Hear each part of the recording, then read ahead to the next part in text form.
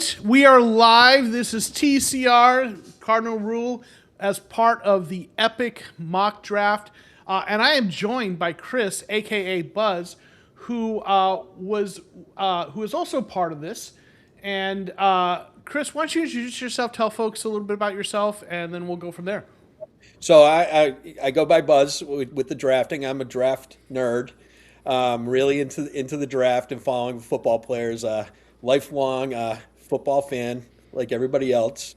I love debating football and talking football prospects. And I have a YouTube channel that I just recently started up. I do breakdowns of mid-round offensive linemen that people typically don't talk about on mainstream, and that's at Buzz NFL Fan on YouTube, and that is Buzz NFL Draft Fan on YouTube. Excuse me, but I do a breakdown. If you don't want to hear my voice, just put it on mute and watch the highlights. Awesome. Well, so Buzz and I are both part of this, Epic Mock 2026. That I was. This is my first year doing this. There are folks in this who've done it for years. Buzz, have you done this before? Or is this your first year also? This is my first year with the All right. Epic Mock. Nice. So we're both rookies. So they've been doing this for years. Someone connected me with them. Drew. Shout out to Drew for kind of getting me connected. And there are people making picks for all teams. And we are on day 2. We did day 1 yesterday. Real quick, I want to say, hey, we got some folks in the chat. Lime87, LFG, let's effing go. Thank you for being here. Hoin Varaya, I'm probably mispronouncing. I'm sorry. How many rounds today am I going to be hearing at the start today? Yes, I think you can hear us. Yes, we were having audio problems today. It's like the real draft where we're doing day 2, so rounds 2 and 3, and we'll talk about more. And Mizaki Felix, what's up, my friend? Appreciate you being here, hanging out with us. Mizaki, I think you teach history, right? I think we talked before, if I'm not mistaken. Correct me if I'm wrong. So we're in the second round. I made a trade after after the live ended yesterday to trade up to pick 26 to take Blake Miller. So I don't have a second round pick today, but Buzz does, and his pick is going to be coming up. In fact, the second round's already started. The Jets took Avian Terrell, the cornerback, and then the Saints, as part of a trade, they're at pick 34. Or that they traded for, I think. Okay, the Bills traded back. The Bills had my pick, and they just traded it back. So they took Denzel Boston, and in about 3 picks, you're going to be on the board. Why don't you kind of talk about what you're thinking with that, and we can go from there. So Avian Terrell was one of the players that I was eyeballing. So the Giants have a bunch of needs. When I write out their depth chart, I look at it and I had 10 needs at the end of it. The cornerback room is in shambles right now for the Giants, and it needs an improvement. We signed Newsome, but it's a 1-year deal, and it's an approve it deal. And Debo, the other day, Debo didn't even show up to the first meeting, and he's our cornerback 1. So cornerback is definitely a need. But my mind is I don't have a third-round pick. I would really like to trade back to get a third-round pick and a later second. So I'm in hopes that happens. But I have 4 players at the top of my list that are still available that I have either first-round grades on or very close to first-round grades on. So I'll be happy with pick 37 if I have to make it. It's just I'm eyeballing the chart right now, seeing where we're at. So Denzel's off. Denzel was not on my list, although I think he's a great player, Denzel Boston. But that's the plan right now. And so the 4 players that I think that nobody else is watching is Chris Johnson would be my number 1 pick. I think I have a first-round grade on him. Yeah. Absolutely, I have a first-round grade on Chris Johnson. And not only that, the Giants have met with him at least twice that I know of, virtually and in person. The second pick in this one is my offensive guard 2 is Emmanuel Pregnon, which is a huge need.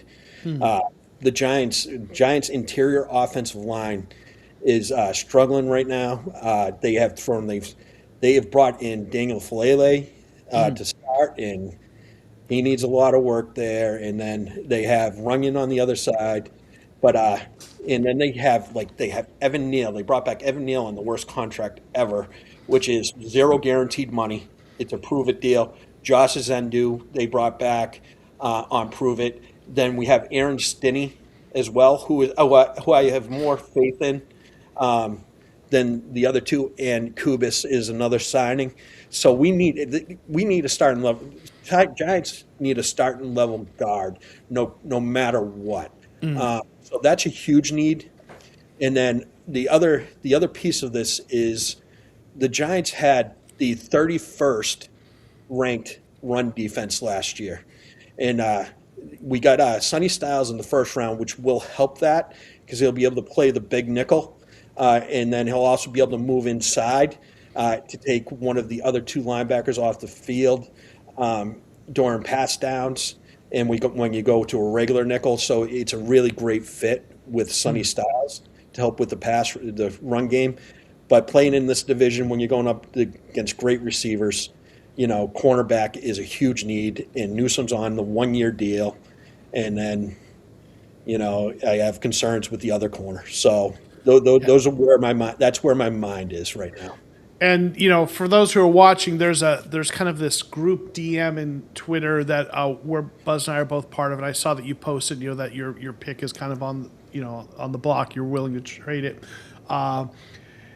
So we'll see if you get any takers on that. But you've got some thoughts on it. And folks who I think you may or may not have mentioned this. Forgive me if I didn't catch that. But you coach offensive line at the high school level, right? No, it's a post-grad level. It's not a high school. Okay. Yep. Oh, so awesome.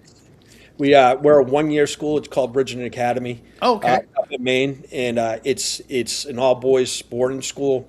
Okay. So we take players that and students that need a gap year to get going, and also that feel like they were under recruited. Gotcha. So we recruit around Canada and around the United States, and that's why I've been coaching football for.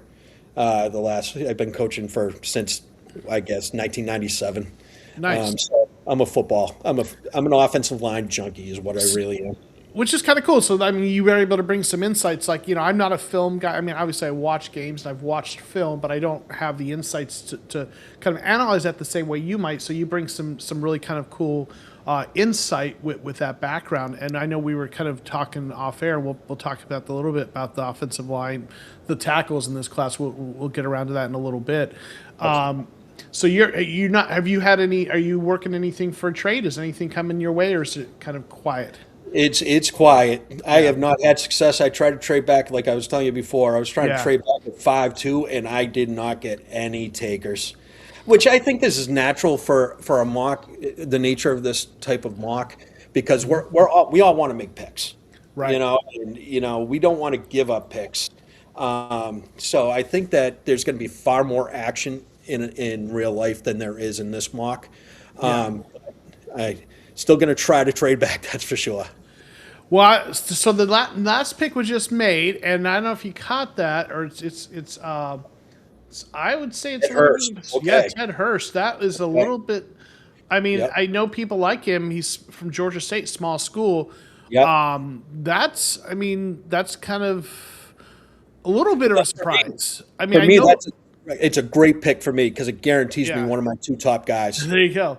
Yeah. So I know there's some buzz around him. So no pun intended. So I'm not like I get why someone decided to go after him. He's kind of one of those guys, smaller school riser. People like he. I'm using the consensus big board from I think it's PFN's, and he's ranked 76 on that. So. It feels a little early. The Titans took him, but I get it. Someone really likes him. Sometimes I think maybe we're being a little trying to be smarter than the room. Maybe you could have taken him a little later, but I don't know. What do you think?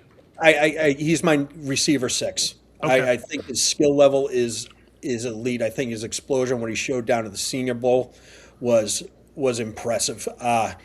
And so I understand somebody taking him early. I think it's a little rich, yes. Yeah. But do I like the player? Yes, I do. I feel like round 3 is where you're more. That'd be a sweet spot for him. That would be absolute sweet spot for him. Yeah. So there we go. So that's an interesting pick. Someone really likes him a lot. So now it comes down to me. I like if I don't get a good offer, I'm actually going to be very happy here, and I get one of my two top players that I have first round grades on, Okay. and that's either Chris Johnson or Emmanuel Pregnon. Okay. Chris Johnson is a corner out of San Diego State University. Right. Pregnon out of Oregon is the guard who really fits John Harbaugh well. So that's actually like if it comes down to the two of them, I'm not sure because guard is such a huge need, but there's no the interior offensive line class is deep. I can get a quality guard in the fourth round. I can get a decent corner in the fourth round, but I'm not getting somebody that I have an absolute first round grade on, like Chris Johnson. That's not going to happen. So I've just talked myself into it. I'm probably going to take Chris Johnson here if it comes down to it. So let me ask you. You mentioned stopping the run is a need, and it's not a great defensive interior line class, but those guys haven't come off the board yet. Some of the best defensive linemen are still on the I agree. board. So why are you? I'm just curious. What's your thought process with that? Why you're not? No, it's a great question. It's a great Yeah. question. If I had more picks, I'd be looking at Christian Miller right here. There's no question about it. I also am a very big fan of Big Citrus. I believe that he can play more than the nose. I can believe he can play around the line a lot more than that. So those, and then Lee Hunter as well here. There are players that I think are being undervalued, but also it's not as it's the guard is a huge need. The guard is Yeah. a huge need, and corner and guard are just bigger needs right now. And what's funny is my third would be Emmanuel McNair Warren, the safety out of Toledo because of the run in his run game, and because right now strong safety Tyler Nubin against the run was not good last year. And so that is a huge need. And look at this. It's going to come down to Pregnon and Chris Johnson. Oh, boy. So a little behind the scenes in the chat, it looks like the people who were picking for the Titans didn't get their pick in on time, and they made the pick for them, but they wanted Pregnon, so you might get a little lucky there. But no, Chris Johnson, a lot of people really like him, see him very high, and have him as a first round pick grade like you do. So, that would be a good value there if you're one of those Yeah. folks who are really high on him like that. So I don't hate that. So now we just need to see what. Okay, you're on the board, so I'll let you Yeah. do your Yeah. thing. So here it is. Oh, boy, this is huge. And I got to do it. I got to go with. All right. All right.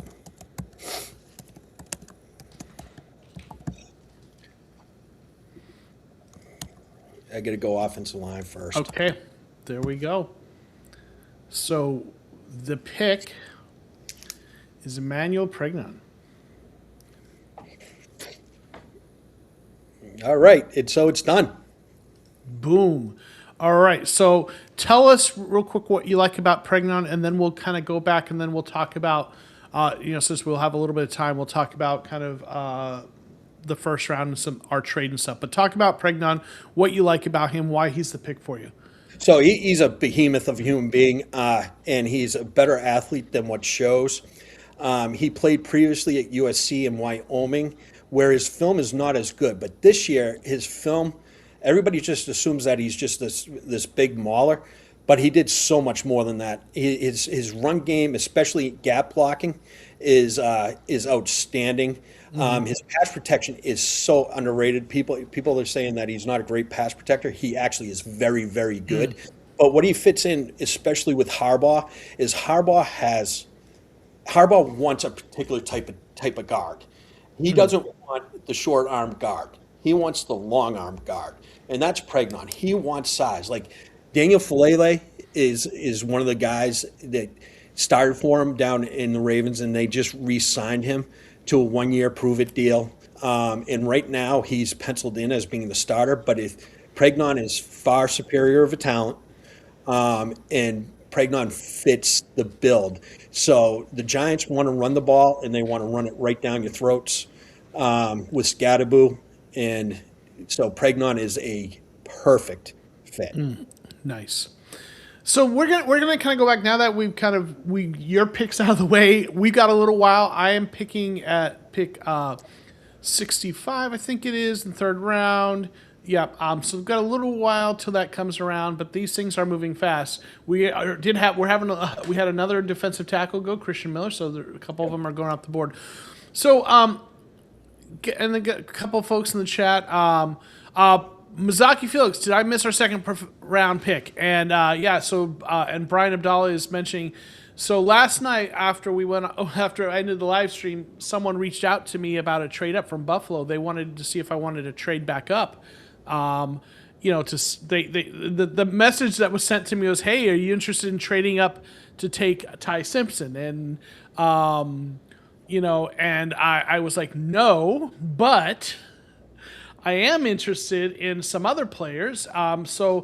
The person who was drafting for the Buffalo Bills, we kind of worked out an agreement that okay, if the guys I want are still on, one of them's on, then we'll make a trade. So I traded the second round pick, and a fourth round pick to move up to 26 to get Blake Miller. We'll talk about that in a minute. But Buzz and I met because leading up to this, Buzz reached out to me, and Buzz picking for the Giants and wanted to see if I was interested in trading back. And obviously I was. The Cardinals in real life, there's a lot of people think they're looking to trade back, and it's definitely something I want to do. I think that people look at them taking a pass rusher, David Bailey, Arvell Reese, Ruben Bain, or taking Francis Maunoa. Obviously right tackle is a huge need. And I like some of those players, but I don't like the value at 3 for them. I think that was a little rich for most of them. Or either that or I'm not, David Bailey, I have some issues about the off the field stuff, and he's not good against the run. Yeah, he'd be a great pass rusher, probably, but there's enough questions for me. So Buzz reached out, and we kind of worked out an agreement on a trade. And so, Buzz, why don't you talk a little bit about, I talk about my thought process as a Cardinals fan. I want to trade back and probably get the guy I would have considered taking at 3 anyway, which is how it played out. Why don't you talk a little bit, just take, for a minute or so, talk about your thought process and why you were looking to do that trade for the Giants.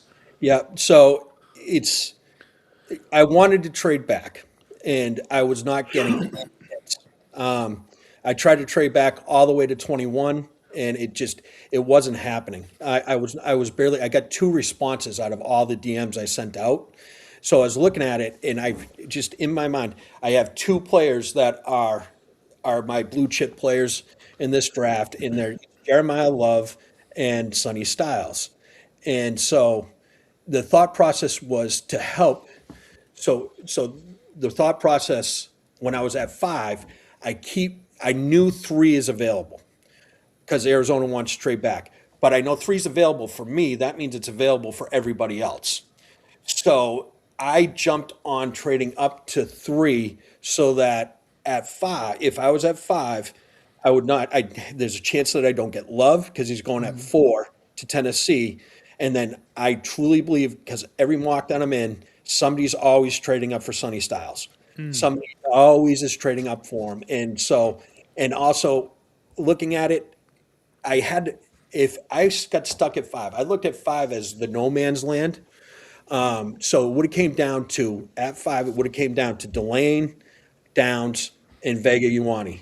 And so in real life, I believe that the Giants already have struck a deal to trade back to 9. And I believe they're targeting Ioane or Ioane, Downs, or Delane. I do believe that is what is happening. But I wasn't able to trade back. So I was not comfortable at 5 picking Downs or Ioane or Delane. And so I wanted to guarantee myself to pick the 2 best players that I thought fit the Giants' needs. And what was, and I understand that the positional value is not good. I understand that at 3, absolutely. But this draft is wonky. There's no way that I was going to take Tate, even because he would be my wide receiver 1. But the Giants need so much more. There's enough in the receiver room to get by. Whereas stopping the run at 31st, stopping the run we were terrible. Got to stop the run. So that's number one focus of the draft. Or giving Jackson Dart, this young quarterback, aligning him with Scatterboot and Love in the backfield.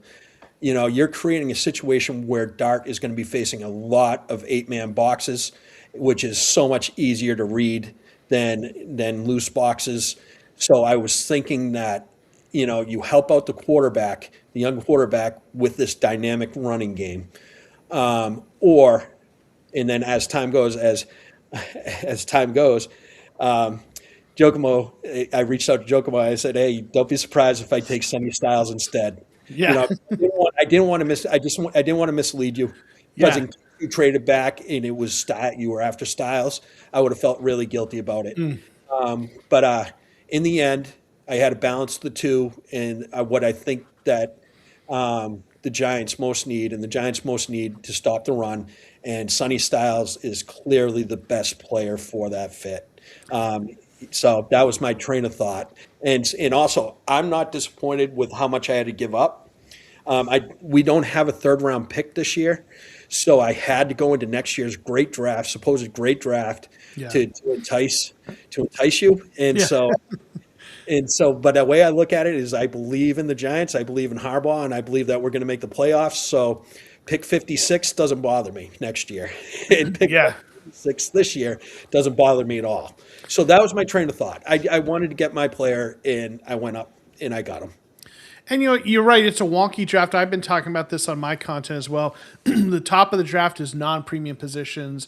Like in a perfect world, there would have been a stud defensive tackle that would have made sense Correct. at 5, right? To Yep, stop the run. 100%. But that guy's not there. You maybe could have taken one in the second round, but the drop off is, there's a reason they're not, first round, kind of being taken in the first round. So, Yes. I don't normally, like, when it comes to kind of picks for non-premium positions early, I will give my disclaimer that I'm, based on my draft philosophies, I'm not in that. But there's this huge caveat with this year's draft that because it's so weird, so wonky at the top, that I'm like, if someone takes a player that at a position where I wouldn't do it in the top 10, they take it. I'm not gonna like roast them for it, because I'm like, I get it. It's a weird draft. I've had my moments where I thought about Sonny Styles and Caleb Downs, Jeremiah Love. I've pondered that. Obviously I didn't do that. That's not the direction I want to go. But like, I get it. It's such a weird draft, right? Yeah. So what ended up happening at the top, and we'll just kind of talk about this real quick. We've got a little time until my pick comes up, and then do you have a pick in the third round as well? I do not. I have no picks Okay. till 105. Okay, so that will be your last. So that'll be the last pick today between the two of us, and probably. So I at pick 65, and we still got a little bit of time before we get there. So let's see. Lee Hunter just went off the board. So Okay. so I'm going to talk about kind of, we'll go through the draft real quick. Obviously, Mendoza went first.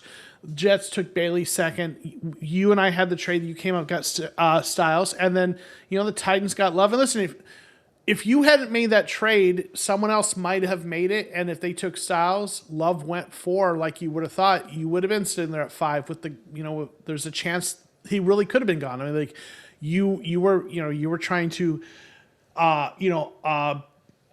mitigate the possibility that both the guys you like were gone, and one of them definitely went. So it's possible someone would have traded up, taken Styles. I definitely would have been open for business and looking for a trade partner if you hadn't reached out first. So, so Jeremiah Love went to Tennessee, helping them out. Their young quarterback Cam Ward, and then at pick 5, I was delighted to get the guy I probably would have taken at 3. I know a lot of people have Mao Noah. A lot of people are talking Arvell Reese. Arvell Reese is an interesting player. I don't want to go the hybrid kind of guy. He's more. I think he'll be a really good player, especially in the right system. I wanted though to. I'm a big believer in Ruben Bain. The arm length doesn't bug me. I think he wins other ways. He's good against the run.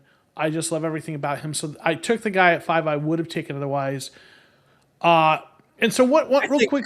Yeah, So go ahead. I think you nailed your first round. Thank So I really do. So your first 2 picks, you have an elite edge rusher physical guy, plays best in big games. Hmm. But then when you went up to get 26 to get Blake Miller, like I was Right. saying before, there's a huge chasm between tackles after Miller. Yeah. Because Max Hinekor is a little bit of a project. Yeah. But Blake Miller is probably the most tested tackle in this draft, and Yeah. his experience you can't just shoo that away. So I really think, and I also think he's a fantastic fit for Arizona on the Yeah. other side of Paris Johnson. Oh my, I think that's beautiful. But so I think you did a really nice job, and you ended up getting a second round pick out of the deal next year. Yeah, yeah, for sure. And so we'll talk about Miller more in a second. But so Bain, yeah, I was delighted to get that him. Then the Browns took Cardell Tate, which I think is a good fit for them. I think help. They're in a weird position. They don't have their quarterback likely on the roster, the quarterback of the future. So getting a receiver makes sense, I think. Then Commanders went with Caleb Downs and Arvell Reese all the way down to the Saints. Yep. Chiefs with Jermod McCoy, the cornerback, who a lot of people think he's the best cornerback in this class. It's just the injury history. So we were just talking about Yeah, top five positional value. If McCoy did not get injured this year, he would have been pick number 5 if I didn't move. It would have been McCoy, no question about it. He has elite tape. It's just that injury. You just can't do it.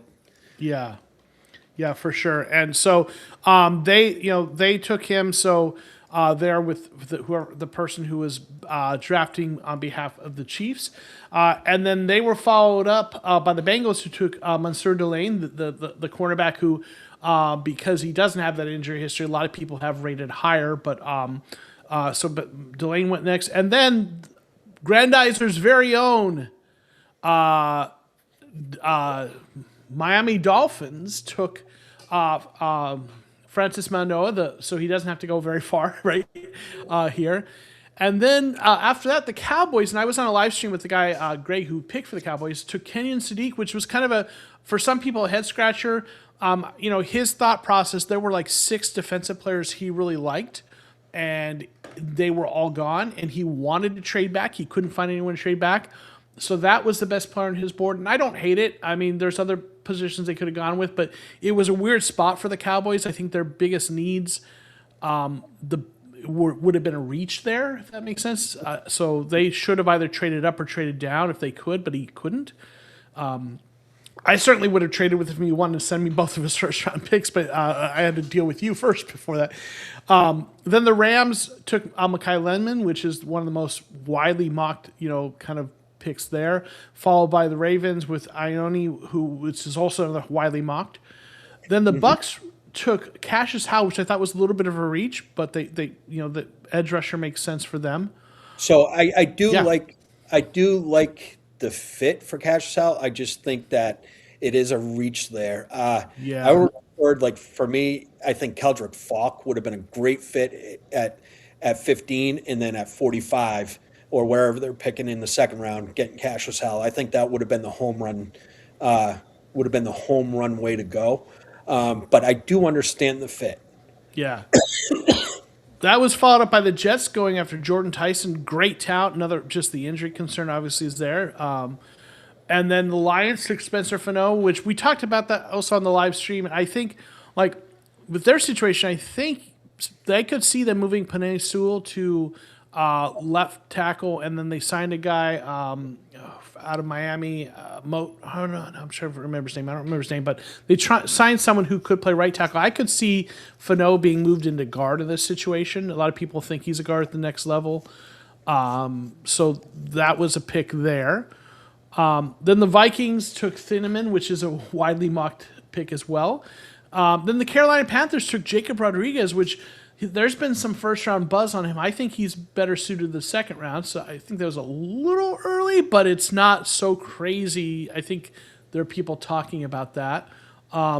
He definitely yeah. He definitely has first-round production.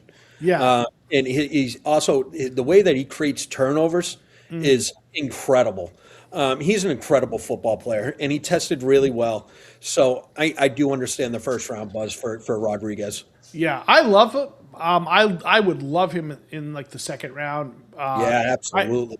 I think that the missed tackle rate is the one question people have with him, and Mhm. and this, and I guess one of the things I've been kind of moved by, and this is something that I've heard some other folks talk about online, how some folks who do this like kind of professionally, how with linebackers, if you're taking them early, they need to be elite to be worth the money of on that 100%. rookie Yeah, scale. great So call.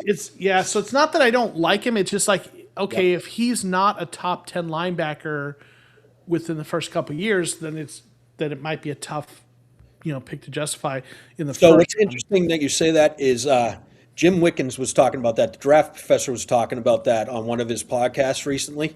Yeah, And the development of linebackers takes time.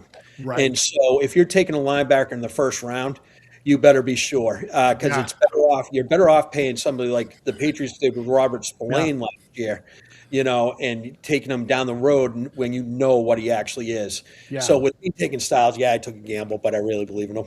Yeah, for sure.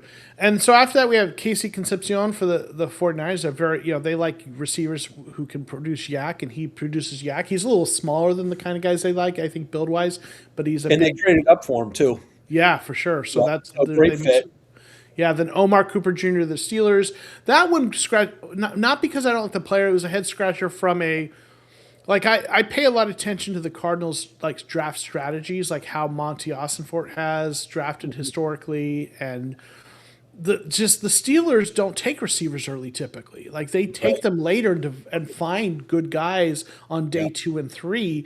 So taking a receiver early just felt maybe I don't want to kind of slam this person, but like Yep. it felt how here's what I would say. It felt like a fan taking a player they like more than paying attention to how the team Yep. drafts, So right? it's interesting that you said that. Yeah, I have followed that and I've heard that before, but yeah, you just reminded me of that. It's true that they typically they are great at drafting receivers in the second and the third round. They're just great at it. and Uh, finding good guys there. They Yeah, are. It's incredible. So I love the player, though. I yeah, do love the player. I understood what Accidental Zen was talking about, though, today in the chat. In at he completely fits what McCarthy does and the type of receivers that McCarthy likes. So if we're going off McCarthy having some influence there, then it makes more sense. yeah. So after that, we had the Chargers taking Peter Woods, getting the first defensive interior lineman off the board. So he's a guy that people like the skill, the ability, but I think the production is maybe kind of a little inconsistent with him. But getting good defensive player for the other Harbaugh makes Yeah. sense. And then the Eagles taking Monroe Freeling. Now, and I want I'd like to hear your thoughts on this because so here we're getting to the run of offensive tackles. There were Mhm. four in a row: Freeling, Lomu, Proctor, and then Miller that I traded for. And I would like to hear your thoughts, but in terms of from my perspective, I like Freeling and Miller better than the other two, and then So it's Lomu, and then to me Proctor's big, but he's a project. So I'd like to hear how you feel about those four and kind of how you rank them. I would love to, but I don't want to do any bashing. But Yeah.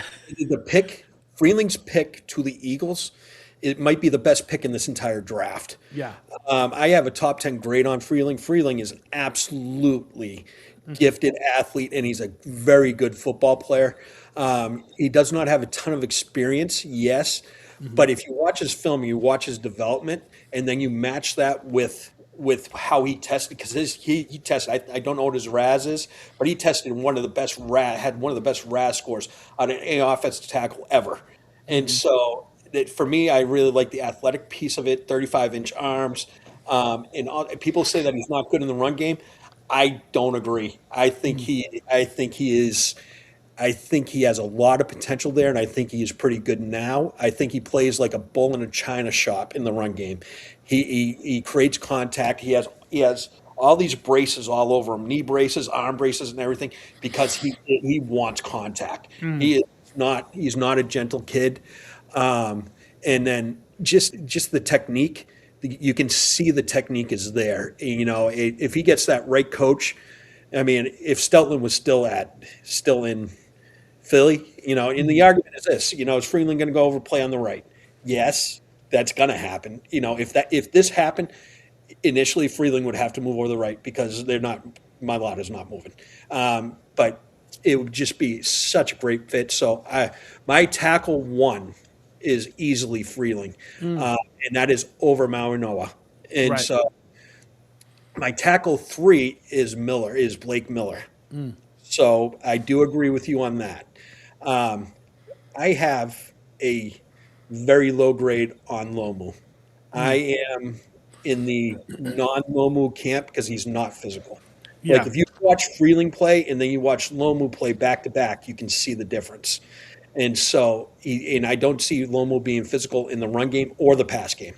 And Right. so, I do like Lomu's athleticism, but I think Lomu is a project, is a bigger project. I think Blake Miller is a come in and start day one type of player, in my estimation. And then Proctor. I'm not low on Proctor, but I'm not high on Proctor either, because there's just the body weight is a big deal. Yeah. And then also like the pass rush, the rate with his rate was like 5.7 of getting beat on the pass rush, and it was like it's very high. Do I believe that he can play guard? Absolutely. He's a great athlete. He is a phenomenal athlete. So he might end up being the best left tackle in this draft. He might be. But there's just question marks there. That's why I would go Freeling, Maui Noah, Blake Miller, and then the other two. That would be in my list. Yeah, and so I was sitting there, and like I mentioned, someone reached out to me asking if I wanted to move up for the quarterback, and I said no, but I want someone else. So had this kind of deal worked out ahead of time, and really, it was the deal was contingent on one of two guys being there, and it was one of those two tackles. It was either going to be Freeling or Miller. Lomu, I've just not really been big on. Proctor's interesting because of the size, but I really wasn't as high on him. And then Max Ahiakanor, I can never say his name right, but Arizona State University product. I like him probably more. I definitely like him more than Lomu or Proctor, not necessarily as a finished product, because he's not. He's new to football, but because everything I hear about him is that he just has these rare physical traits that if you can develop them, and with offensive tackle, that's kind of been what people are doing. They're looking like outside of the guys that are definite, early first round guys. What you're starting to see is people are looking for players that have the arm length, the movement, and the physical traits. And even if they're not finished products, you're going to bet on that because it's a position that many believe so much more than many other positions, where those things are really vital. Like to the guys. So a great example. I agree with you 1,000%. Tyler Yeah. Guyton comes to mind. Tyler Guyton was when he was drafted, he was so raw. His technique was so incredibly raw, but he had such great movement skills. And actually, Heenekor is exactly like that to me. Yeah. Except Heenekor I think has better technique than Guyton did back then. But Guyton got exactly to your point. He was built up because he had all the tools. He had the length, he had the feet, he had the quickness, he had the athleticism. So to your point, I think you made a great point right there. Yeah, and if with that trade was again based on the two guys that I liked still being there, based on the idea that Freeling or Miller were there, but I might have still pulled the trigger for Ahiakanor. I just would have had to really think about it. He's the one I would take next after Freeling and Miller, because the tools are so good that I'm like, okay, so the Cardinals signed a few guys that are journeymen who can start this year if we need to. So okay, we can't get the guy who's a plug and play starter, then we'll just get a guy who we can develop and has a high upside. So Yes, that was sir. kind of my thought process there. But sorry, I'm also updating my my board here. So I was really happy, and so when it worked out that Miller was still there, I mean, it was just the stars aligned. I could not have asked it to work out better. You know, other than maybe if Freeling was still there, which he wasn't going to be. But the guy, to me, the guy who is the last guy before next drop off of tier, a guy who can come in and start. So I was very happy to trade our second round and fourth round pick to move up here to get. And to come out of this draft, as Brian says, to come out of that with Bain and Miller, I just couldn't have been happier, with how that worked out. I agree. So, and it was interesting going into this. Obviously people have talked about how there's going to be a run on offensive tackles in the real draft. And, there was part of me that was like, let's see if it plays out that way in this draft, because these are not the actual teams, they're fans. And maybe those people here will have different positions they like. But then, you saw that tackle run absolutely happened. It did. And, yeah. But also, I get another point for you, to your point. Yeah. So everybody is mocking, or a lot of people are mocking Maui Noah to number 3 overall to Arizona, and it's been going on and on and on and on. You got, and then out of the other side of their mouth, they're saying, yeah, but he may play a guard. Blake Miller is 100% a right tackle. Yes. There's no question about that. So, you got a definite right tackle at 26 instead of 3 or 5 after our trade.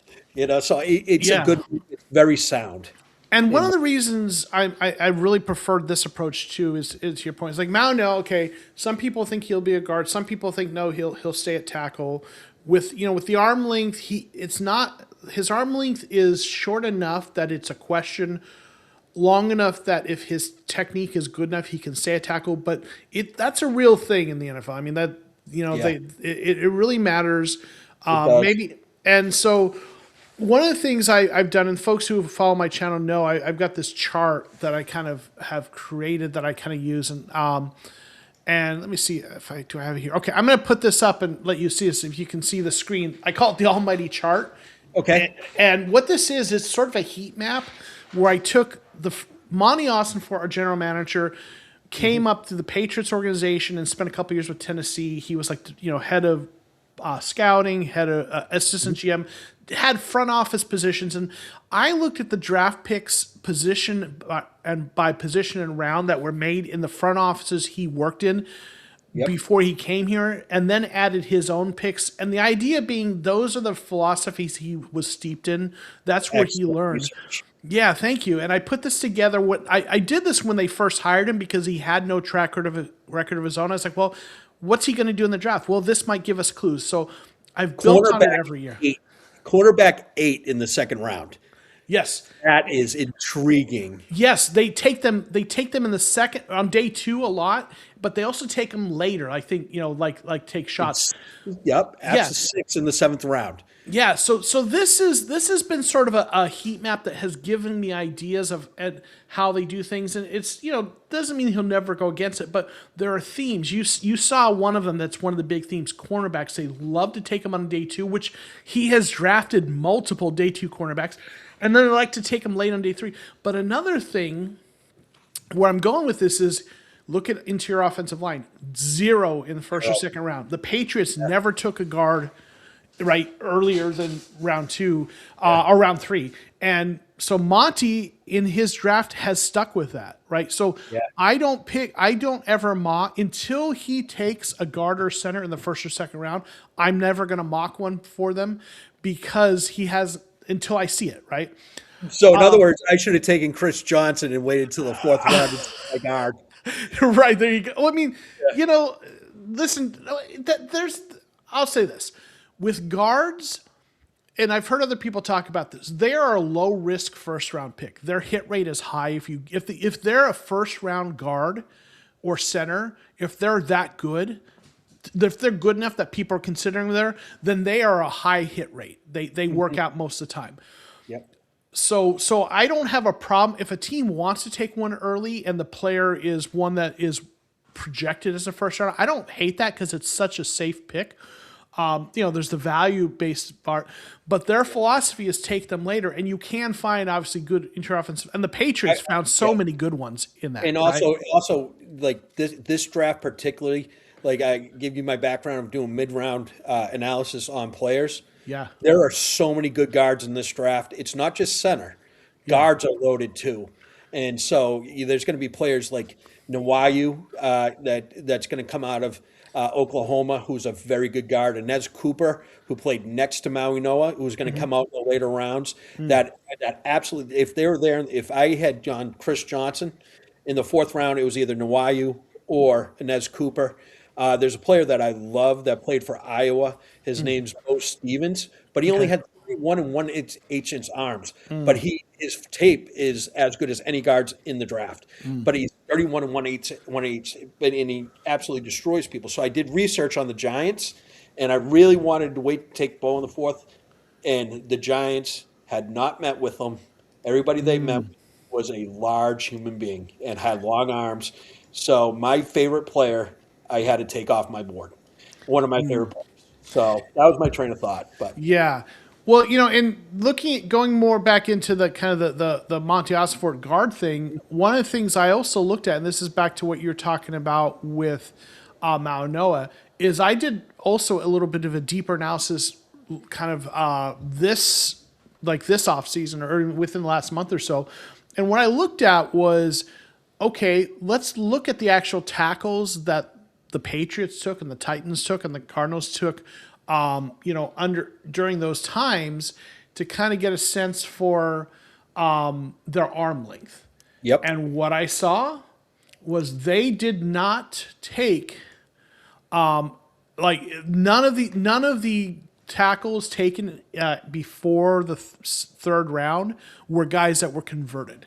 Right? They did not take guys with shorter arms like Mano. And in fact, that had to be. In fact, like I don't think, if I remember correctly, nothing shorter than like 35-inch arms in the first round in any of those first round Oh, tackles on that holy chart. moly.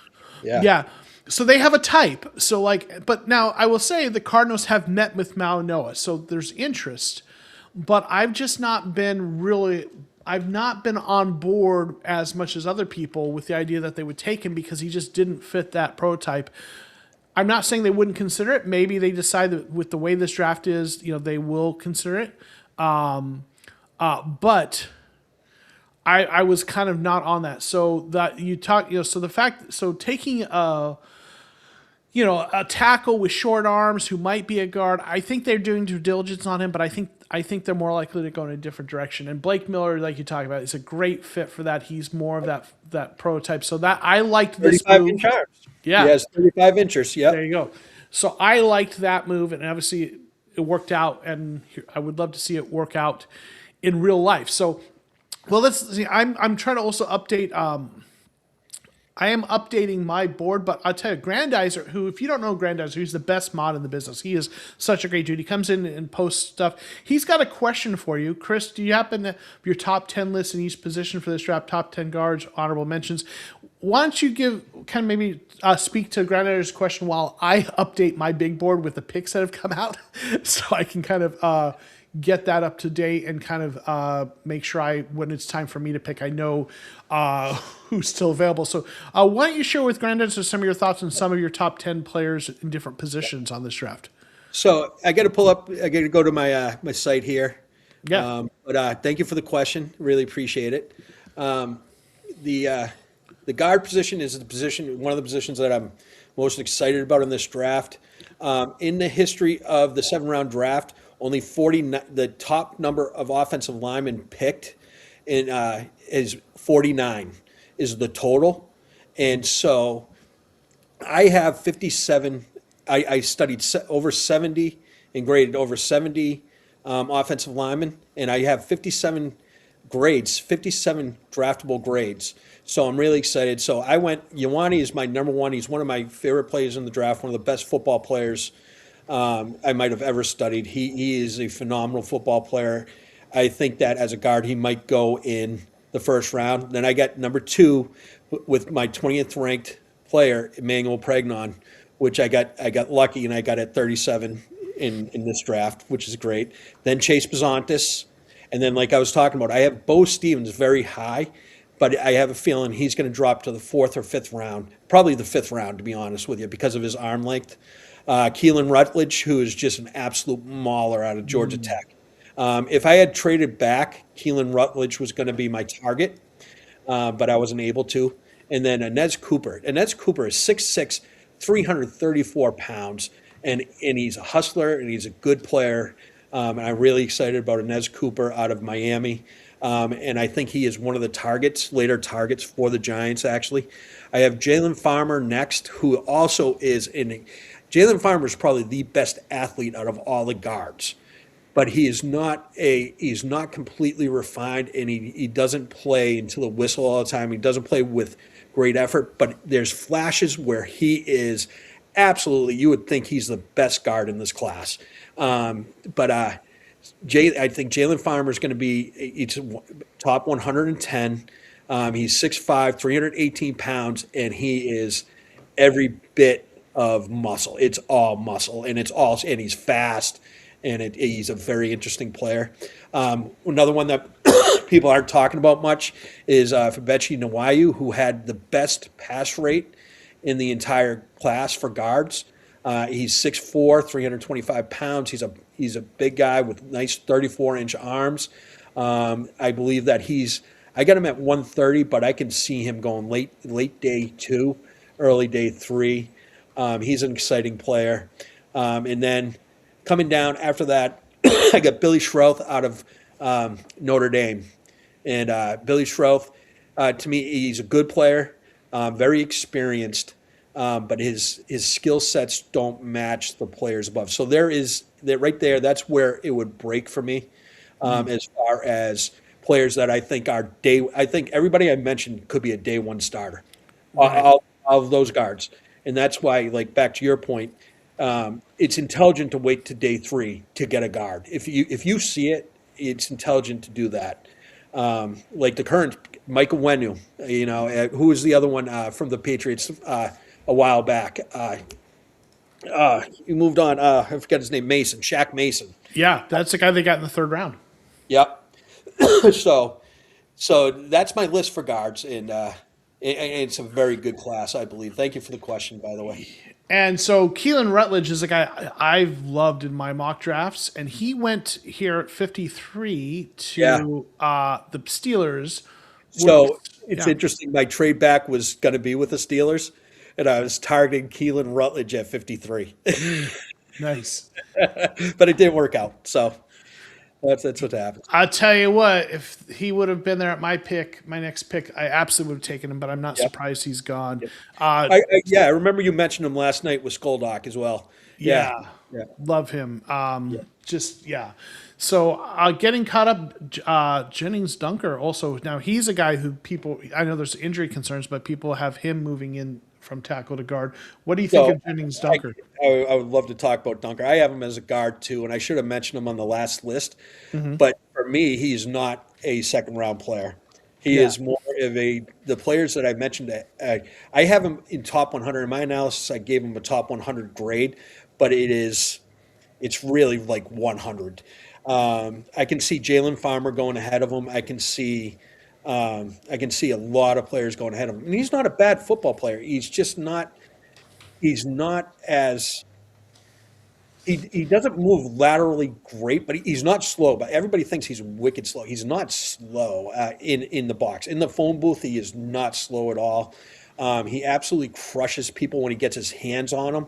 Mm-hmm. He comes off the ball. He's a huge human being that comes off the ball with great leverage, and he runs his feet. When he does grab, and he's able to grab, he runs his feet very well, and his kick slide is pretty good. But I don't see the eliteness to him, is what I would say. I think this is part of the reason he's so popular, because he looks like the guy you want. Yep. The red mullet, you got to love that. But like he looks the part, but sometimes I think with fans that kind of has something, right? Absolutely. Yep. And he Okay, has some good film. Don't get me wrong. He has yeah, some really good film. yeah. Burks out of OU. So let's Out see. of OU, absolutely. So which Burks are we talking about? There's a few Burks. I'm trying to. So Dion Burks. Okay, Dion Burks. Did I get that right? The receiver. He's talking about the receiver, I'm guessing. okay, gotcha. The little guy, the 5'8" guy. Oh, okay, All he does is get open. I nice. love him. He was on my short list. Like if it all worked out, if he fell into the fourth or fifth round with me, he was on my short list to take. I Yeah. am a fan. So Dana, thanks for jumping. Dana does a lot of great. She looks at film. She's great. She's a regular part of our TCR community in the live stream, so she knows her stuff. Wait, we trade up for Miller, so must have been around talks. Yes, there was. So I'll show you. We'll go back up to where that was. So what happened is the run started with. Let's see. Okay, here we go. There we go. Monroe Freeling at 23 started off the run, then Lomu, then Proctor. I had a trade up to get Miller. 2 picks later, Max out of ASU. So there was absolutely a run, and I was very happy with how that worked out. Grandizer says, can you imagine the Cardinals drafting Dunker and the Cardinals now have Minshew? The insanity. I mean, listen, that the vibes would be high. This would be an all vibes team. I don't know about the play, but the vibes would be immaculate. So I don't hate that, but yeah. So we're getting up. Cardinals are coming up before long. I mean, we're about 9 picks away, I think. And this is going fast and furious. So I'm looking at my big board and I've been keeping up with who's come off. Interestingly enough, I have not been on the taking this guy, but Ty Simpson's still sitting there, and I'm not taking him. I didn't trade up for him. I consider him in the third round if he's still there. Like, let me start by saying this. I am in on waiting to the 27 draft class for your quarterback. Yeah, I I think a better the draft. Cardinals. Yeah, I'm with you. If I were the Cardinals, I'd build the entire team right Yeah. now, and you're going to be in a. I really think, and I think that's what they're going to do is go along that because you got some pieces. Arizona has some pieces. Yeah. And you build it where it's just insert quarterback here. Yeah. I think that's a great move. Even though I do like Ty Simpson. Well, where I was going with that though is if he's sitting there in round 3, I have to think about it. Right. Yeah, At pick absolutely. 65, like I'm not. I came into this mock draft thinking I'm not taking Ty Simpson because I expect you'd either have to trade up for him, in the first round, or maybe take him at 34, which I just wasn't going to do that. Yep. Do I take? But I'm not sure I'm going to do it. But here's what I will tell you: if I take him at 65, I think the people in the draft will applaud that, because they're like, Yeah. man, we thought he was taking him when he traded up to 26. Yeah. Right. And So I'm not negative on Ty Simpson. Yeah. There's some film on him that is Yeah. absolutely outstanding, and so and he's a good athlete. I think he's an underrated athlete. Yeah. So I understand your thought process on that. I will tell you, there are 2 things that are the concerns for me, right? The one is limited starts, and there's not a good track record, right, with guys who haven't had a lot of starts being Yep. successful. And the other one is the size. Like the arm talent's good, but Yep. the size and what really that matters with is the durability. And that's what gives me pause, right? With My the arm biggest talent's good. Yeah, my biggest knock on Ty is he started looking at the rush. He stopped trusting. Early on, he was trusting his offensive line at Alabama. And then you could see it was even live on TV. You could see his eyes going down to the rush. So my biggest thing with him is, if he can trust the rush, trust his offensive line, I think he has the skills to be a good quarterback. Yeah. Oh, okay. Dodgeball twins. I'm assuming that that would be if we took Dunker and had him and yeah, with what's his name, the quarterback. Grandizer has a question for you. What are your thoughts on what's going on with Dexter Lawrence? So, so let's put it this way. I don't want to trade Dexter Lawrence at all.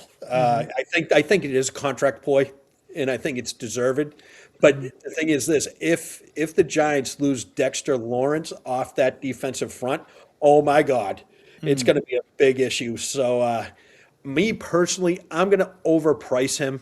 I look at him as, you know, I'm my minimum that I was talking about within this mock with some people was a late first round plus a ready starting player, or a late first round in next year's second, and then in a backup player is the way that I was looking at it. So I'm overpricing him. I think that Yeah. there's a lot of articles that are saying second and fifth. I don't buy that. I also believe it's a seller's market. It's not a buyer's market. So if somebody wants Dexter Lawrence, I think they're going to have to pay for him, and they're going to have to pay through the teeth. But in the end, I think he's going to end up staying with the Giants. I couldn't imagine a scenario of trading Dexter Lawrence and then ending up with Big Citrus as the starting nose tackle. That's even though I love Big Citrus, I just don't think that's a great fit. Big Citrus is interesting, but he needs to develop. Like I watched a profile on him, and he has like one move: get up and push. Yep. So he needs to develop some other things, but he's got the physical tools. He So like does. he's a guy that like I would not take him wanting him having to rely on him being a difference maker right away. He needs some coaching and development, but the tools are there, right? I agree. I agree with everything you just said. I also think he has the athleticism. I know he played over nose, but I think he has the athleticism to play all over the D line. So I am a fan of his. I would love to see him developed. Yeah, My favorite nose tackle in the draft is Caden McDonald, yeah. and he is a run stuffer. He's a very good player, but the difference of taking Caden McDonald and I've talked to some others about this. I'm like, you trade a late first round and you take Caden McDonald to replace Dexter. Yeah, you're saving money, but the level of player is not the same. So I would tell you, and I'm listening to you, but I'm also watching the draft unfold, and we've got about 5 or 6 picks to mine, and we had a little bit of a run on edge rushers, with and defensive linemen, right? With we got Daryl Jackson, Grayson Halton, who I really like, disruptive. He's not as stout against the run, but just really killed it in the combine. Guy who kind of definitely disrupts some things. Derek Moore. Mason Thomas. Oh no! Okay, Traden Stukes was the guy I wanted. That's who I was going to take. So now I need to think. So the Bears, damn you Bears, just took my guy at 60. So I need to put some thought into this, and Mazaki Felix does not want us to take Simpson, right? Yeah. So I feel that. So yes.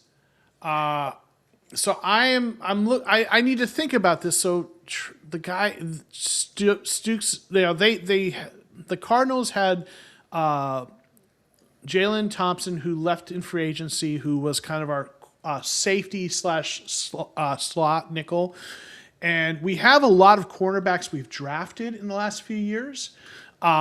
That are outside cornerbacks that I like, and I think they're going to develop those guys. But we don't have a lot of guys with slot experience, so that is. Can I throw one at you? Because Yeah. I think it's a no-brainer. Keith Abney. If Keith Abney is still on the board, he is it. Because I was thinking about taking Keith Abney at 37.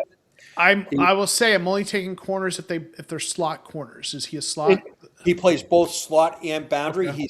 He's considered short for the boundary, but Okay. at ASU he played a lot of boundary. But he's slated. A lot of people have him slated to go to the inside. I love him. Like, I'm just throwing it out there. You Okay. run your GM. Well, listen, so I'm looking at this. He didn't play a lot in the slot, like 13 snaps in the slot. Yep.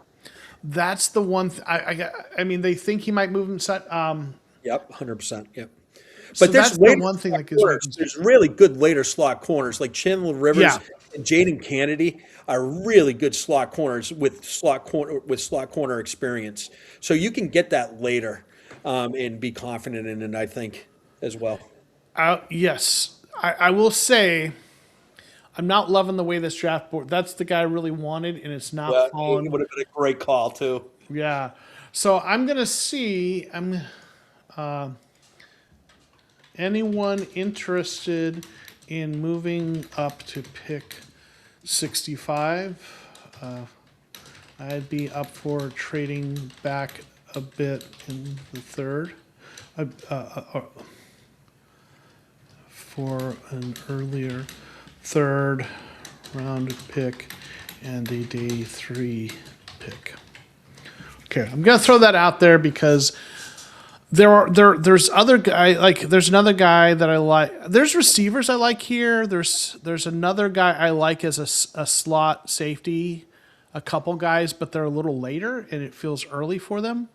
Abney is interesting, but I think they have so many corner. I need someone who has played in the slot if I'm going to make Yep. that pick for me. Yep. Jadarian Price, we don't need a running back, but he's still sitting there, at least for now. That's interesting. So I'm higher on Darian Price than I would say the community is. Yeah. I think he's great. I think he's my running back too, and I think he's fantastic. I know he's limited. He doesn't catch the ball well, but I think he's a very good player. But Yeah, so I mean, I like him a lot. I just haven't had running back being a position that we brought in Tyler Algier, who I really like a lot, and we have James Conner coming back and Trey Benson. So let me it's ask you a hard for me. question. Who do you have Yeah, playing next to Walter Nolan? what's that? Who do you have playing next to Walter Nolan? Who I absolutely Roy love? Lopez, Roy Lopez. Okay. and maybe if we get Calais Campbell to come back, Oh, yeah. but we're not sure if he's coming back. Yeah. Man, it's hard. Melton should move inside. I could see that. Yeah, I'm finding a replacement for the bus, Marvin Harrison Jr. Miami's cornerback. Yes, I'm looking for a slot cornerback who can play nickel. Then Miami's, that's another guy. So let me bring, and I was looking at that. I wanted to look at and I think I know who you're talking about there. It's Keontae Scott. Yeah. Keontae Scott is a run stopper. If you're Well, looking for coverage, he's played a lot of slot. yeah, absolutely. That's his position. But he's considered the run stopping type. If you're looking for a coverage guy, that he's not considered it. What we're looking for is a guy who can play part of can place in the slot and also safety in the 3 deep, like deep shot. I think he can. Okay. I consider Keontae Scott a safety, not a corner. So I see that. I think he's a nickel, absolutely a nickel, and I think that he can play in the 3 deep. But you're the GM. That's No, that's helpful, and I'm looking at his profile, and it does make sense. And I mean, he's with Trey he's awesome. Stoops. Okay. He's a freaking awesome player too. I love really watching. think that might be and Kilgore. So I'll tell you, the guys I'm looking Kilgore that's a good one, too. also, and here. Okay, so I'm also looking at. So here's the players I'm looking at right now. I guess at this point, all right. Keontae Scott. Now that you all mentioned, I like that. I was also looking at Kamari Ramsey and then Jalen Kilgore. Those are kind of the 3 that I'm kind of looking at. They're all good picks. Halsey's not gone. He's just Halsey, man, he's ranked higher. He's not gone yet. AJ Halsey, he's Jadarian Price just went. Ty Simpson just went to the Rams. So Wow. Mizaki Felix, don't worry, he's not going to go to us. I've got a couple picks to go. Okay. So help me out with here. Halsey and Dana and Chris, both of you tell me, Buzz, I'm looking for a safety / slot like Jalen Thompson filled. That's what we need. We don't need an outside corner. I think they would like the guys they have looked at and met with. They've met with a lot of slot cornerbacks slash safeties, right? So they seem to also be looking for what I'm describing.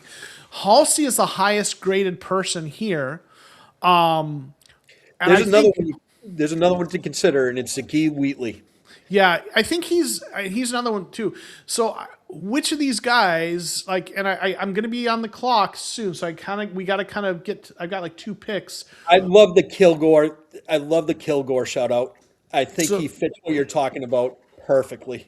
okay, so here's what it is. It's Keontae Scott or it is Ramsey or Kilgore or Halsey, who's still on the board, who I'm a little surprised by. Halsey's a little more of a deep safety, but like, Right, and I'm with you. I love Halsey. I love okay. Halsey, and I would love for him to play on the Giants. But it's and this is late for him. I think in real life he goes second round, but he's a great player. So He comes is well. he too good to pass up on? That's like I think that He has is played some slot. I'll yeah. I tell you think what, your suggestions are great. if he is still there, and I'm looking at this because there's a pick going now. If he's still there, I think it's Halsey, unless Yeah, someone thinks that's stupid. I the think it's value is outstanding. yeah, right.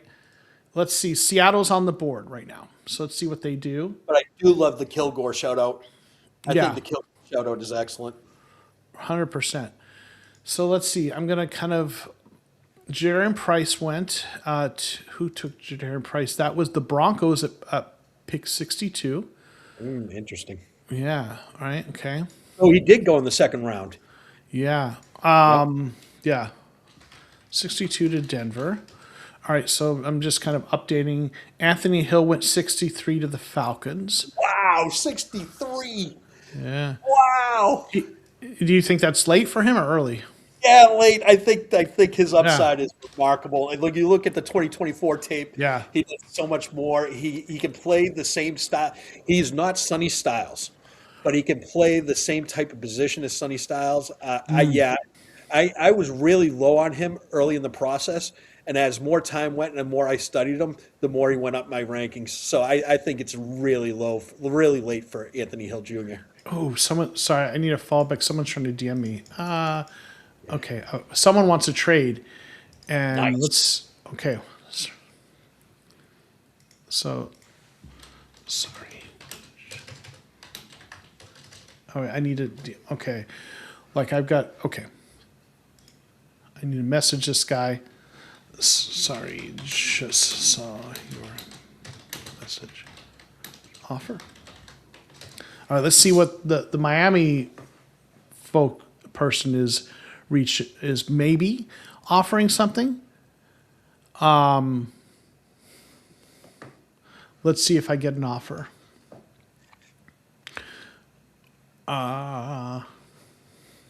Oh, I love that pick for that Sutton here too. That's a great pick for Oh, Seattle. okay. So I am on the okay. I'm on the clock. Here we go.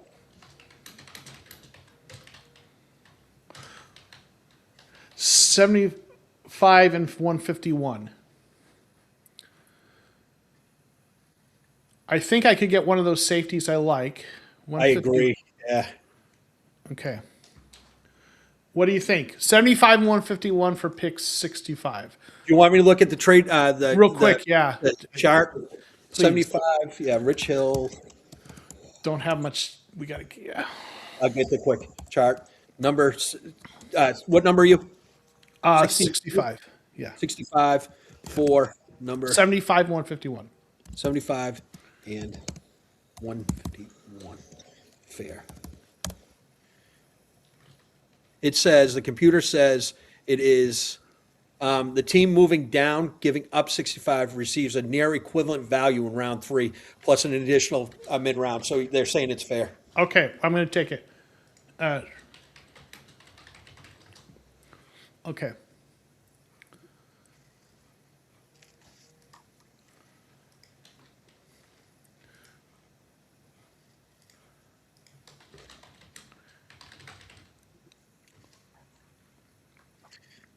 All right. Trades are fun, man. Trades are Yeah, fun. right. This will be my third trade then. You've been rocking it. I mean, man, you've been rocking the trade. I can't get anybody to trade with me other than moving up. I can't get anybody to trade back with me. Right.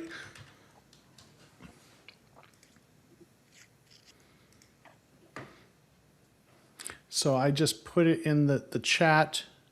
I'm gonna put it here.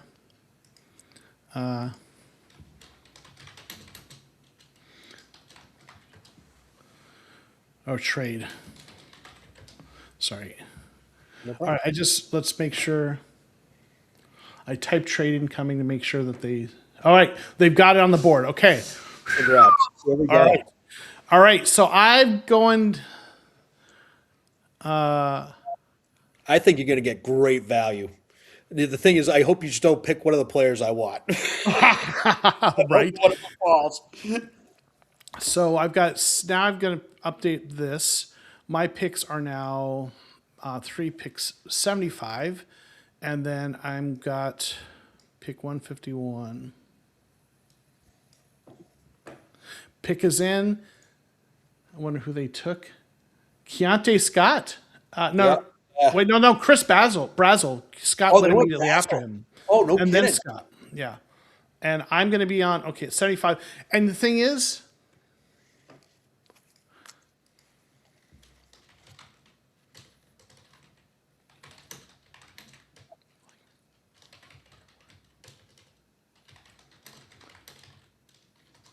all right, all right. So now I need to just kind of update. So Hilson, why don't you real quick? We've got Danny Dennis Sutton, Chris Brazel, Keontae Scott. Why don't you just? I need you to talk about them for a little bit so I can update some things on my tracker about you in live terms with? of the trades.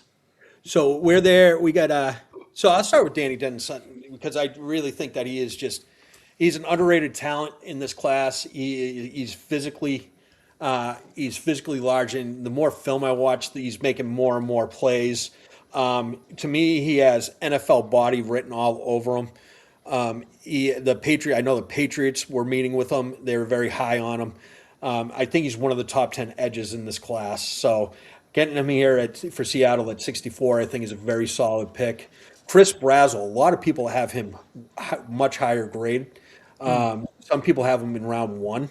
Like Todd McShay talks about Chris Brazel as being like today I was watching McShay. McShay was solid. Chris Brazel is round two, no matter what. Earlier on, he was like Chris Brazel might be round one. Mel Kiper talks about Brazel possibly falling into round one, but 6'5", speed. The knock is that he played at Tennessee. So his route tree, the knock is his route tree is not going to be great and suited for the NFL, which a lot of people are arguing because the season before, I forget where he played. I have to remember where he played. It was down south. I forget where it was. I'll figure it out. But he did a lot more the previous year before transferring to Tennessee, and he does this whip route down in the red zone, which is outstanding. In his speed, I think he ran it was sub 4.4 or was right near 4.4 flat. At 6'5", just an elite, talented athlete. And then Keontae Scott, one of my favorite players in the draft. Watching him play, watching this Miami team, this kid, he's going to be 25. That might be one of the reasons why he fell a little bit. But he's just a playmaker. It's like they have him in the slot and in the nickel, and it's the plays he made. I don't know if you guys remember it, but it was the interception he had. I think it was against Alabama where he jumped on and returned it for 6 in the playoffs. He just makes plays and he makes splash plays. So he's a very exciting player. AJ Halsey just went. Halsey Halsey. I think this is great value for Halsey. I do. Yeah. Listen, I probably would have taken him if I didn't trade out because the value is too good. But the fit he's a great player, but it's not exactly the fit, if that makes sense. So I like the idea of trading back, and to be honest, I'm probably going to be able to get Ramsey or Wheatley or Kilgore, right? One of those three, I will probably get. So I trade back and get a guy I at least was considering instead of taking the guy who maybe would have been a good player but fell, right? So Just yeah, not the fit, too. Just not the fit. yeah. He's a downhill attacker to me. I know that he played some, and he might translate. I could be completely wrong on this, but I just in my mind, I just see him as this guy that comes downhill and just hits people. I mean, he is a physical, fun player to watch coming downhill. Yeah. So I'm man. I I have done 3 trades now. So every pick has involved a trade so far at this point. But we'll see who I end up getting. But like I like some of the options the way the board is kind of shaping up. I'm highlighting the players I'm looking at. So I just want to make sure I've got them all highlighted. So I've got Ramsey, Wheatley, and Kilgore. Yeah. Now, so let's look at who are the other people who are still there. I mean, there's some receivers as well. There's like Jeremy Bernard, Zechariah Branch, Malachi Fields. Guy I really like, Skylar Bell, still Oh yeah, there. absolutely great call. Yep. So when I look at what I've got, but my next pick is not to 143. What do you Right. think about Bryce Lance? I love him. I'll tell you like so and he and I'm not sure if you saw this comment. Grandizer's asking if you could put the name of your channel in the chat, type it in if you're able to type in the chat. I don't know if you did that, but if you could do that. Sure. So obviously the lazy comp is was it Christian Watson, right? Because they're both from the same college, but I don't think it's as lazy of a comp as you might think because they're both like similar types of profiles, very physically gifted, big, fast. And the question has been, okay, the level of competition, right? They're playing against future accountants, right? But then when they did the pre-draft stuff, like the bowls and stuff, they've shown out well. And Christian Watson had the same kind of situation when he was coming out. And Bryce Lance has the same kind of physical tools, from my perspective, and had the same kind of profile and did really well. So he's a guy that if I were looking heavily for a receiver, especially third round and later, I would absolutely be looking at him. Real quick, Max Clare, the tight end, went to the Eagles, and Keith Abney, that you were talking Oh, about, Abby went. just went to the Texans. Yeah. Yeah. So that they're not the board. So I like Lance a lot. Yeah. The profile. What do you think about him? It's the profile. He's one of those guys that went way up my board. I mean, I was turning a blind eye to him. I thought he was it was the name. And then it was just, the more you watch, it's like, this kid can play football. But Grandizer, I really don't do podcasts. I do just analysis on, I think he needs the YouTube channel. It's what he really yeah. needs. So what I do on YouTube is I just do analysis of offensive line. And I'm trying to hit enter in here, and it's not working. Oh, well, it's probably because it's the it's do I do pop out comments? I think it might be. Boy, what's the? Just type the name of the channel without the YouTube thing, without the link. I think the name of the channel, because it might sometimes links don't pop up right. That might be what it is. Yeah. So let me do that again and hit enter. Yeah, it's not letting me enter. Okay. What? Okay, what is it called again? And I'll type it It's in. just Buzz NFL Draft Fan at YouTube. And I've only got 7 up there right now. I'm really new to this. I'm really shy. This is really my first time. So don't expect much. Well, hey, listen, we'll follow. Definitely want to get you the follow and help you get that off the ground. So, But I really appreciate it, by the way, yeah. guys. And Grandizer is great. This is what he does. He shouts out people's stuff. He supports a lot of content creators, and he's really great. So let's see, Oscar Delp. We had a couple tight ends going. Max Yep, Clare. Oscar Delp is. I don't think he makes it to the second round. In real, his testing was off the chain. The issue with Oscar Delp is that his production doesn't show it because he was a product of what was going on in Georgia. It's the same thing of when Ladd McConkey came out. He only had something like 37 receptions, but he went number 34 overall, I believe, and he was immediate impact because he had all the skills. But it's just in Georgia, you're going to do what they tell you to do, and I think Oscar Delp is another example of this. And so was it the Browns that took him?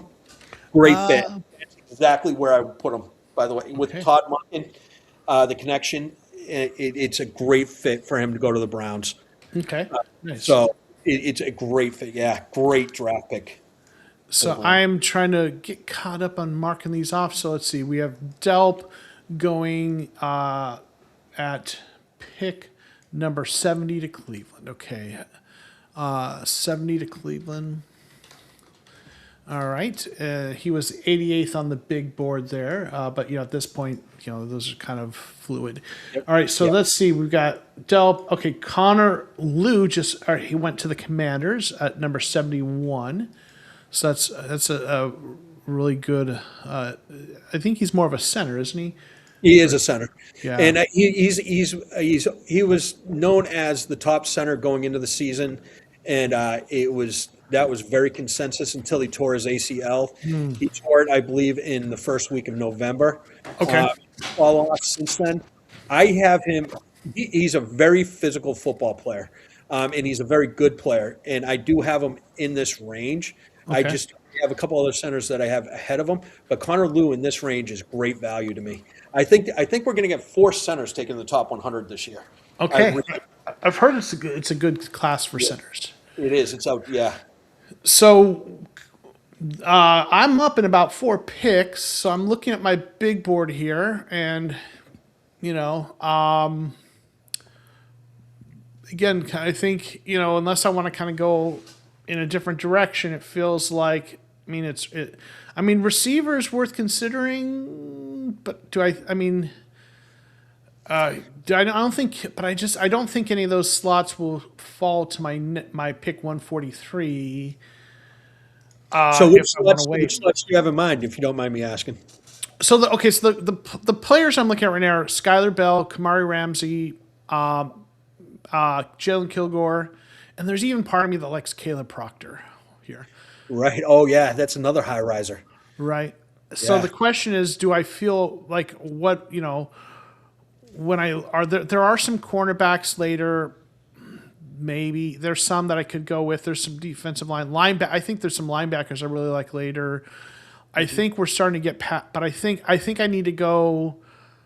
Yeah, I need to really go with one of those slot, because when I look at the ones that are later, there's just not as many as I like later, and Yep. I think it's too much of a risk to wait and see if one falls to 143. So I'm not going there, I think. I think you're going to find good value receiver at 143.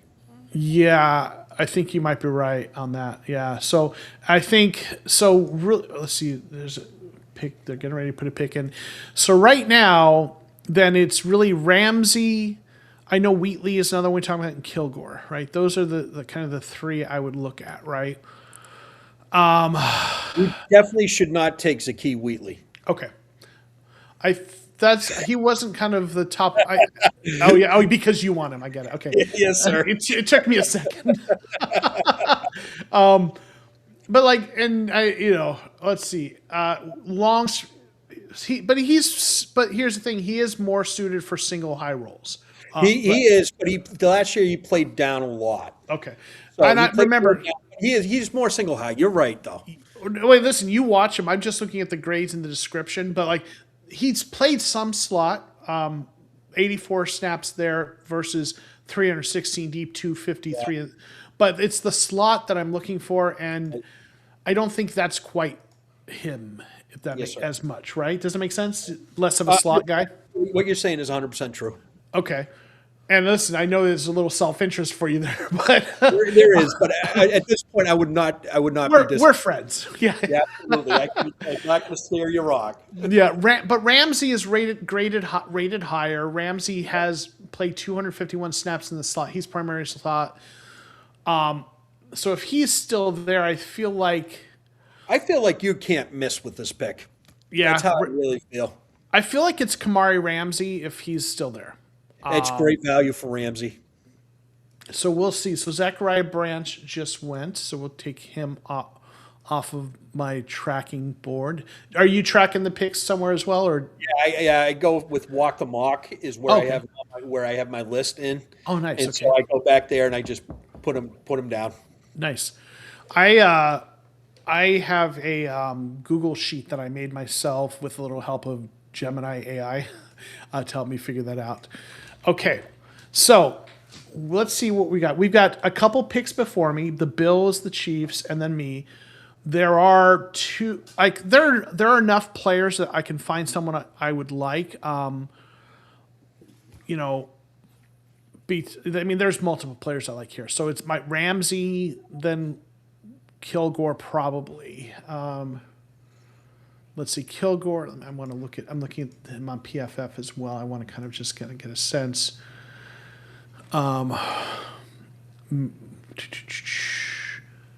What they're saying with he. Want to look at his profile again to make sure I'm not. I don't know if Kilgore can play in the high. Okay. Like if you're looking for somebody that can automatically translate up, Ramsey's the guy. Yeah. Kilgore I think Kilgore is truly a nickel, and I think he's a very good one there. Yes. Okay. And so he'd be my second pick, and the Cardinals have met with him, so that's part of also what I look at with this. Yeah, me too. With the yeah. Giants, I'm trying to pick Yeah. only players they've met with. Yeah, for sure. So like I'm prioritizing those guys. I don't know if I go so far as to say only guys they met with, but those guys get a major boost in Yeah, my I'm with you consideration. 100%. Yeah, and so Kamari Ramsey though is for me he is the pick if he's there. Kilgore is maybe the backup. Part of me wonders if Kilgore. I don't know if Kilgore would slide far enough for me to get him my next pick. So we'll wait and see. I can assure you, I will not be taking Kilgore. If only the other 30 people would make Right. such a guarantee that I could trust. But yeah, okay. So we're just now waiting to see what happens on the next pick. And if it happens to go the way I'm hoping, then let's see the Bill. Well, there's two picks: Bills and Kansas City Chiefs. So we'll see which way they go, and then that's kind of the last. You don't have another pick today, do you? I do not. I think we're both. Yep. That will be the last of our picks, right? Dana saying Delp is interesting because he just didn't get the same usage as Bowers in Georgia. Yeah, He showed absolutely. receiving potential, but he was into block most plays. Yeah. Red is 100% right. Dead on. Grandizer saying he can't find your channel, so let me look it up. Buzz. Draft. Fan. Yep. YouTube. So but 2 months ago, it was just Buzz with a lot of numbers behind it. Okay. So I tried to make it easier for everybody. Right. All right. It's. Hey, thank you, Grandizer. I really appreciate it. Yeah, Grandizer is great. He really is. He's so good at supporting content creators. Like you go like I'll be on another live stream and I'll find him there just hanging out and doing what he does supporting. Yeah, I can't find your channel. It's really tough. What's the actual link? The link. Bryce Lance just went to the Bills. Okay, shoot. That's one of the ones off my board that I really like. Oh yeah.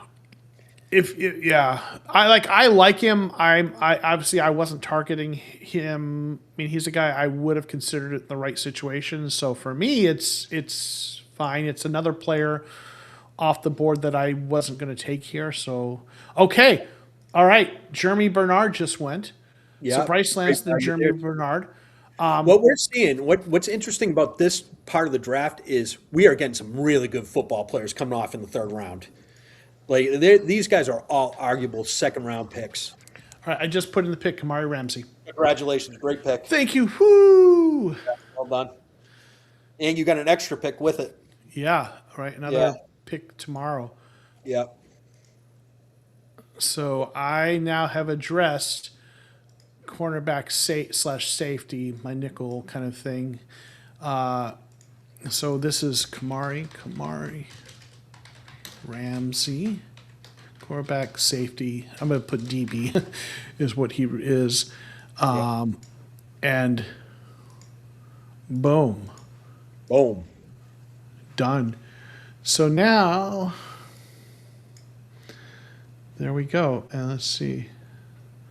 Their live stream is I'm going to see what they're saying. I worry about the fact that he hasn't really developed his skill set as a route runner in They're like talking about. the major Lance. I amount of like. time that he spent with North Dakota State. They're In a talking starting about Bryce role. Lance now. I think if anybody So 73 to the benefited from winning the Bills. FBS, like it's him. 73 to the Bills. There's a drop. There's a And drop then- from FBS to FCS and DBs. There's some where it's like. And then it was Jeremy Bud Clark just went. Ooh, that's another one of mine that I like. Jeremy I think Bernard, there's 74 to definitely Kansas City. North Dakota State's probably the only exception who's now in the FBS. Let's So, like, see. for the past couple of years, they played those, the Colorados, I'm curious what they'll say about my they pick. played them really Yeah. well on the road. So there's very few DBs that can make the jump up. So, But let's they see. can make the jump because they should be playing at the FBS Power 4 And level. then that's the 75 reality is for a lot of me. these FCS It guys, is that they're good enough. 75. On these Power 4 teams, they just got under recruited. So Let's you know, see. There's so much talent that we miss out on every year. You know, just And 'cause they then played FCS level and they never got there. FBS. Bud Clark, 76 to Pittsburgh. So we got a little run going on between tight ends, wide receivers, and safeties of the last Interesting. 10 picks. So look at this, and then we have another tight end going right off the board here to Tampa Bay. Roush. Is No, there 76 any, Pittsburgh. is there any other tight end you guys think is going to go? So to the end? Roush just went off to Tampa I Bay. would say a name, but I'm hoping he falls to 95. Got it. Okay. Let's see. Trigger. Trigger on board. Oh, what? Trick's available. Trick's available. I was wondering when someone's gonna bring up Trig. Yeah, I love it. Okay.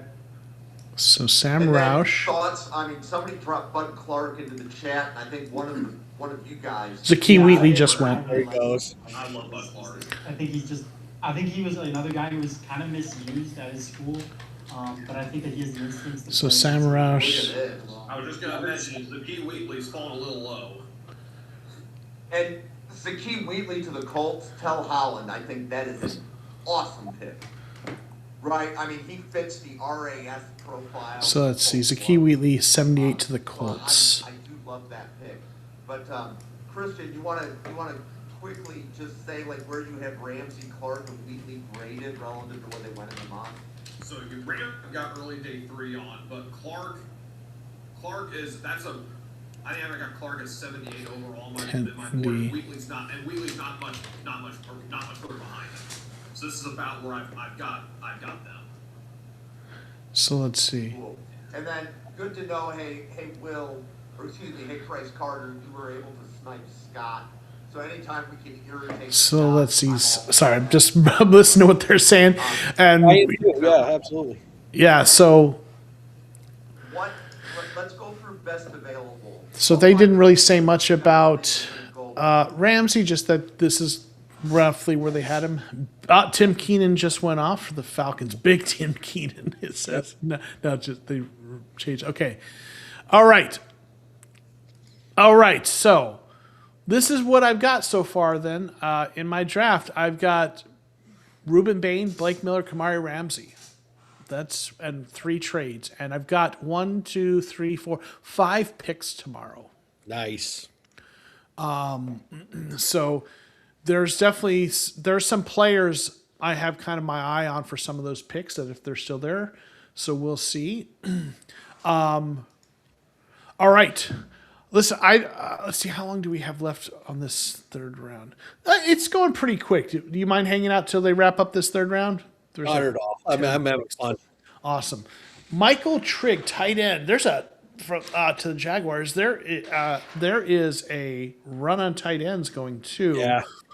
All right. Very So- deep tight end class. Right, for sure. So you're going to be coming up.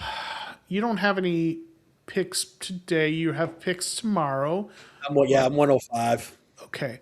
And I think I traded away. Yeah, my third round or my fourth round pick. I traded to the Bills. So you will be picking before me, and then I'm picking. I have multiple picks in the fifth round, like 1, 2, yeah. Which would be interesting if I wanted to move up, but I'm not sure that I'm going to. Okay. So tell me what you're thinking. Look, Talk about what you're thinking for the Giants need to address on day 3. With when you're kind So of they've been meeting with a lot of tall corners. So they met with Igmanosin, uh, they met with Will Lee, and they met with Takario Davis and Thaddeus Dixon. So it's so it definitely they're looking for a bigger corner right now, and the corner room is in shambles. So I have to look corner first. D line is second, but I don't think it's as big of a need. So I think then, and I think a player that I really like for D line is going to fall to 145. I am also trying to trade Kayvon Thibodeau right now in this range, so I'm hoping to get another pick in there. But that's where I'm thinking right now. I got to fill. There's no question about it. I have to fill corner and I have to fill D line. If one of those great safeties fell, that's where my mind was, but they didn't fall. So I have to. So Tyler Nubin, we're still with Tyler Nubin. I don't see any other any other safeties that really catch my eye up at that point. So I'm going to look for a tall corner, or I'm going to look for best available D line going next. Gotcha. That makes sense. And there's some, I think, and you talk about needing to stop the run, and there are some defensive linemen who will be good for that you can get. Absolutely, There's yeah. going to be some good value there. I think when you're looking to pick in day 3, some guys like that. So makes sense. Yeah. For the Cardinals, what I'm kind of looking still, I want to get some defensive line help as well. They certainly Walter Nolan flashed. He missed some time from injury. I love Walter Nolan. yeah. He was my 7th ranked overall player last year. And Cardinals fans are real excited about him. It's just the hell, he missed some time. That's the concern. But that defensive line, Roy Lopez, we brought back as a free agent. He's a solid nose, but we really need some more youth in that room to help develop along with him. So I would like to get an interior defensive lineman at some point. And I definitely want to get a linebacker. I think there's going to be some nice guys I can look at there. I want to get a receiver, probably more of a slot receiver, either that or speed slot, some combination of that, ideally. And probably look at maybe an interior offensive lineman to add to the mix of the guys they're developing. Yep. And I'll tell you what, I have now that I've added these extra picks. Depending on how it falls, I could see me taking a quarterback on day 3, a developmental guy, because I've got 5 picks. What do you think of Garrett Nussmeier? So let me give the caveat that I don't watch a lot of film and I don't watch college football. I really look more at the grades and the scouting profiles. I do know some people really like some of his past tape, and there are some people I feel like the Drew Aller is the toolsy guy that some people are in on because of that. Then there's the guy I kind of am intrigued by, Klubnik, not more because he's a really good system fit. He's not as high of an upside guy, but he fits the Mike LaFleur system, and I could see. I love that you said that because the thing, when I watch Klubnik and I watch that, and I like Klubnik. I think Klubnik's a good player, and I just don't know what happened to Clemson this year. They were loaded. Yeah. And it's unbelievable to me. Like Antonio Williams just went off the board, and he's one of my favorite receivers in the class. And then Blake Miller, as you know, just a loaded team. So Klubnik's the guy who fits the Shanahan McVay system, but isn't as high upside maybe. So to me, that's an intriguing, a guy you bring in to see how he fits in the system, and maybe he's a career backup. And then to me, it seems like Nussmeier's the guy who's the meeting those two things in the middle. The guy who has more tools than Klubnik, but is not as raw as Aller, if that makes sense. So I'm intrigued by him, and I know some people really like him. What do you think? Well, I think your analysis was fantastic. I think you nailed it. The thing with Aller, it's holy moly, the guy has a rocket. Yeah. McShay is not I'm just going off with what McShay was saying. He just was not accurate. Mm-hmm. And so that was his knock. That was what McShay really overly said about it. Klubnik, it was the one that I really like Nussmeier. I like his 2024 film a lot, and I also think the way that he handled the season and what happened to him on the national stage was heart wrenching. It was heart wrenching to watch that kid go through what he went through on the national stage when he got benched. It was like I really felt for him, and I think he took it really well. And so I'm pulling. So I guess I'm pulling for him. Yeah. And I do think that he's a good player. There's question marks, but Allers, Toolsy, Nussmeier, I'm a fan of, and then Klubnik was a one you literally nailed my thought. It was Klubnik is for some reason I keep going back to Klubnik, and it's like what I see it on film. Like he's a pretty good player. Yeah. And so yeah, with Klubnik, it's interesting because I don't know, I because he's such a great fit for it and for the system. To me, like the best case scenario for him, and I'm not saying he is this guy, but is the kind of thing that happened with Brock Purdy, a guy who was not a guy who was a highly, obviously he was Mr. Relevant last pick. He wasn't coming out as this toolsy quarterback, but he went to a really great situation with Kyle Shanahan, and he fits the system, and they developed, and I think he became a better quarterback. He's not just a system quarterback. I think he developed and got better, but he is also a great fit for the system. And to me, with Cade Klubnik, like that's the 5% outcome, top 5% scenario outcome. The best case scenario outcome for him is that kind of situation. And I'm not saying that's what he will be. The odds are much more high that he will be a backup who spot starts in the league. Yeah. But the Brock Purdy path is the high upside optimistic path of how it could work, if that makes sense. Absolutely. So we'll see. So let's see. But I'll tell you what, and watch me say this, and that's what's going to happen. But the quarterback, Ty Simpson, went in the late second round, early the Rams took him, so he slid. And the quarterbacks have not come off the board. We'll see if there's a run on them. There probably will be. But I have 2 picks in the 5th round, and if the quarterbacks don't fly off the board before then, I'll probably take one. Yep. It'd be hard to pass on that at that point, especially now that I've got 5 picks on day 3. If I didn't have those extra picks, I might not have. So I got to throw one more quarterback that I forgot about. I really like Luke Altmaier out of Illinois. Okay. He's a battler. He's a smart kid, and he's a system guy as well. So he's another one that when I listed my day 3 guys, my all day 3 guys, he was my quarterback. I had forgotten about him, and he did well down at the Senior Bowl, but he's a complete system guy as well. And the PFF profile says that he has his physical limitations, lower ceiling in the pros, but he has high football IQ, calm, pocket passer, good field timing, and touch. So that sounds like a system, right? Quarterback, right there. Absolutely. Bo Stevens just came off. Bo Stevens came off in the 3rd round. Oh, we were talking about him earlier. Nice. So, let's briefly talk about the quarterbacks just a little bit because Sawyer Robinson's a guy the Cardinals met with.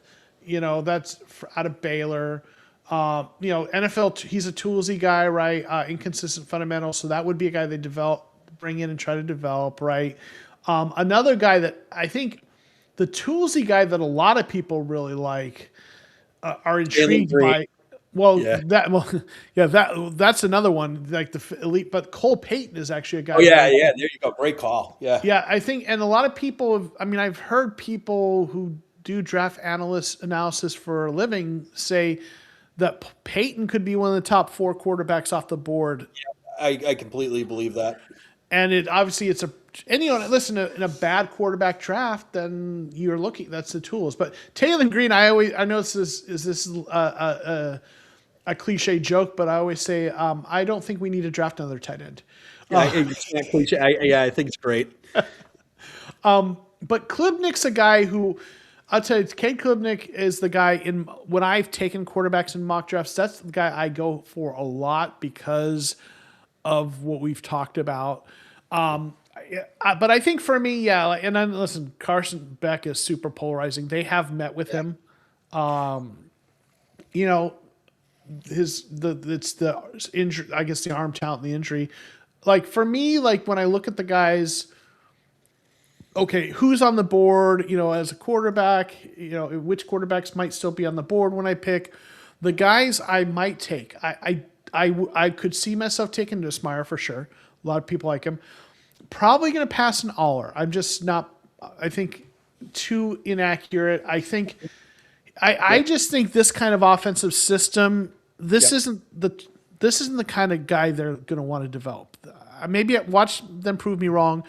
This is the big arm, kind of quarterback that you're taking a chance on, and they have just a much more quick, accurate system. I just don't see that being the guy they invest their resources in. I think you're right. I think your analysis is dead on. So Nussmeier, Beck would be an unpopular with fans, but that's the guy they've met with. Klubnik, as I've talked about, I would take. I would maybe take Peyton, and Altmaier's another guy based on your description. And then, Robertson, because they've met with him, clearly they like him for a reason. Maybe he's a little bit less raw version of Aller. But I think, for me, I think it's it's Nussmeier, Klubnik are definitely the two that I'd first look at. Yeah. Yeah. So let's see. So what's going on here? Deontay. Okay, so Trey Zune, the third just went. Then Deontay Lawson, linebacker. So Trey Zune is a great story. It's just tell us about it. He played left tackle at A&M, but he also played some center there as well. Okay. His center film is pretty good. His tackle film is pretty good. He just doesn't. He does not measure out as a left tackle, but I absolutely agree that he should be drafted in the third round because he can play all five positions, and he might end up being a starter. I think he's going to end up. Everybody thinks he's going to be center. I think he might end up a guard and be a very good guard as well. So that's a very solid pick right there. You got and he's very experienced. He's a team captain. He's a good football player. Nice. Let's see. Who else? So it's mixed. We got Lawson is another interesting story. Beginning of this year, last year, people were mocking him all the way up in the first round as one of the best linebackers in the class. Yeah. And then he's been all over the place. He has dropped significantly since then. This is actually the highest I've seen him go lately. But he's a very good Mike linebacker, captain of his team as well.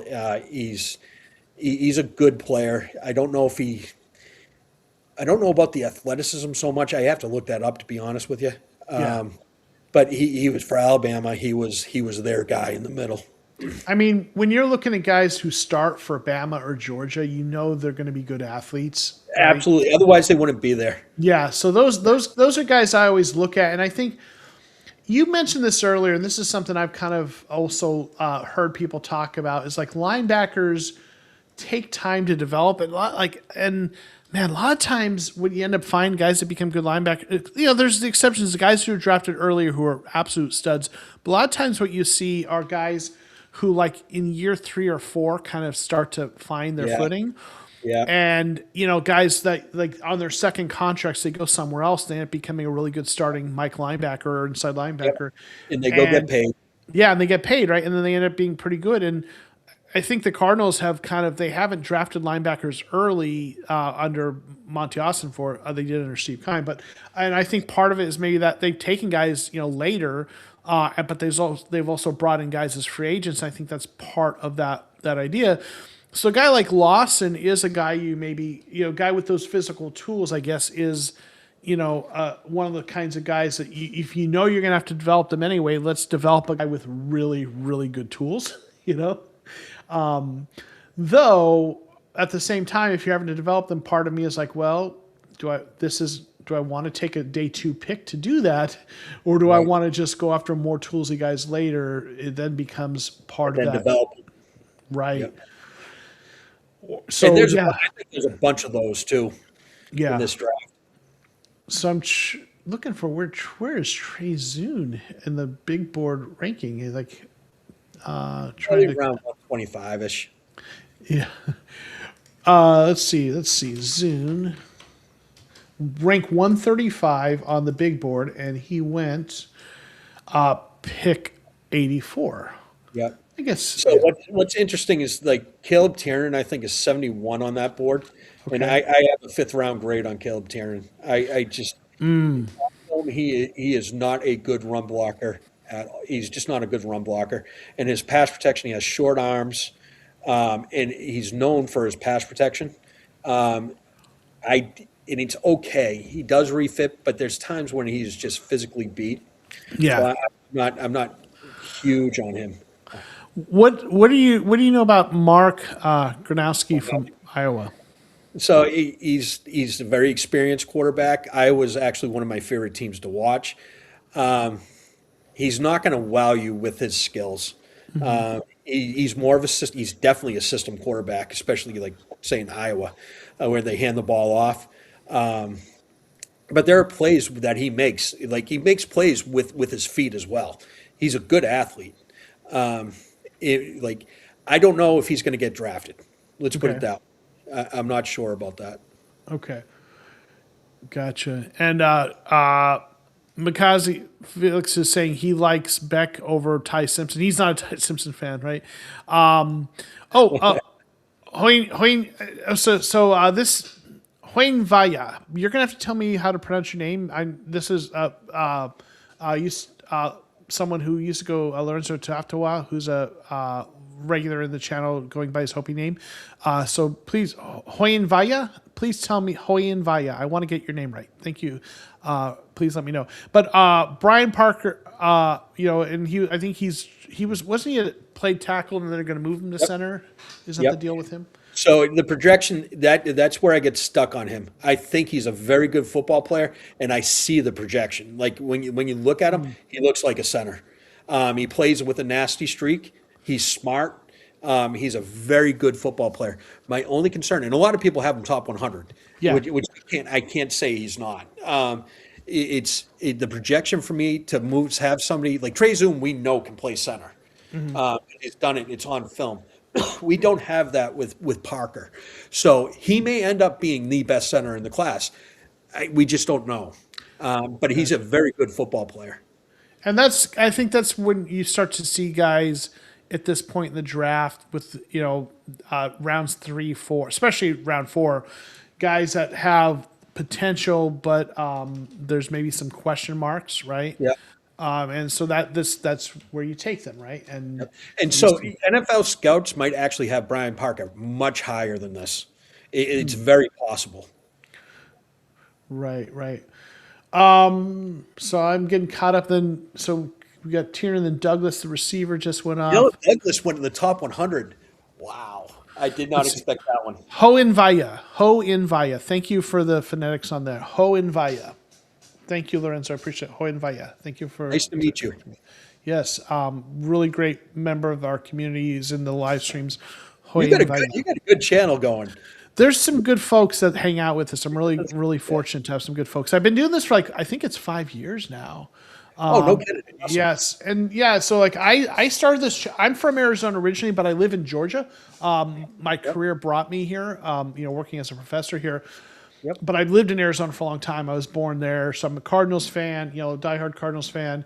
And I started this channel as a way to kind of talk about my home team from afar and maybe feel connected to the team and the fan base. There's not you don't meet Cardinals fans in Southwest Georgia, so for me it was just kind of a way to feel connected to the team that was really important to me. And it's been a great thing. I put more time into it earlier. And I was able to grow the channel to about. It's like 30 3,787 subscribers. Wow, that's fantastic. Yeah, and it's a great group of folks. But I take a little bit of a step back from it, just the amount of time I was putting into the videos. I just couldn't commit that. But I have some other folks now who have podcasts that I've got to know who do shows on here, and I do the stuff around the draft time. There's a couple other group folks that do some weekly podcasts who are part of the channel. Yeah, and I've got this great little community of Cardinals fans who are really great folks, and a lot of them been in the chat here, and they're just like-minded, thoughtful people who care about the team and like to think about it in a little bit more analytical way. And it's kind of been everything I hoped it would be in terms of helping me to have a sense of community from afar. So it's really kind of great. Yeah, it's really nice. Yeah, and I've got a Discord server too with some really good folks in there as well. A lot of the folks that come in here and they're chatting in their Cardinal stuff all the time, which is kind of neat. So let's see. We've got Caleb Douglas, wide receiver. Oh no, your guy Big Citrus is off the board. Wow, he dropped this far. Holy moly! But the other guy that I was targeting is Taco Davis, Tacario Davis, and he's gone too. Yeah. So those are two that I didn't want to see pop up. Well, I'm sorry that you didn't get them. I can promise you, I would not have sniped them from you. Those were not. Those aren't players I was targeting. So I'm sorry for you that they didn't last. Hey, it's the game. Yes, Jelon Kilgore just went. Oh, so listen, he wouldn't have been there for me then later. So it was probably good to take the guy I did when I did, right? Great pick with Ramsey. Yeah, absolutely. So I'm looking at Caleb Douglas, wide receivers. Jacksonville took him at pick 88, and he is rated on the consensus big board 237. Yeah, that seems like a reach, huh? Well, I don't know why. He has all the physical tools, and he averaged. I'm guessing it was right around 15 yards per reception this year. Okay. He's every bit of 6'4". He can fly. Okay. It's so. I've been waiting for people to talk about him more. Is it a reach? I have not seen him go this high. Let's put it that way. He's a project with tools, but yeah. Hohen Valle saying the professor got me off the proverbial cliff during the season. AKR losing streak turned hope into draft situation. Yeah, so yeah, that's one of kind of my brand is let's talk about how when things are really down. Let's talk. Okay, things suck, but let's talk about what could go right or what the path forward is. And so I'm kind of I talk people off the ledge. There's plenty of other folks that are in there, who their brand is to kind of complain about it. And I don't want to say I'm Pollyanna because I know things are bad sometimes, but my way is okay, well, here's how it could go well if they do this, right? Here's the path forward. So thank you for that. And then Granddad's are saying, Chris, also, there were not many informed Cardinals channels out there. Joe broke through, who put out solid content that is for everyone, a definite go-to guy for Cardinals content creators. Thank you so much. I really appreciate that, Granddad's. Yeah, there were only a few folks doing anything before, and now there's more out there. But I try to, I really like, I like Brett Coleman's stuff a lot, and I like PFF's kind of stuff, such as it was. So that was kind of my brand, the analytics. I'm waiting to see what happens there. I'm with you on that.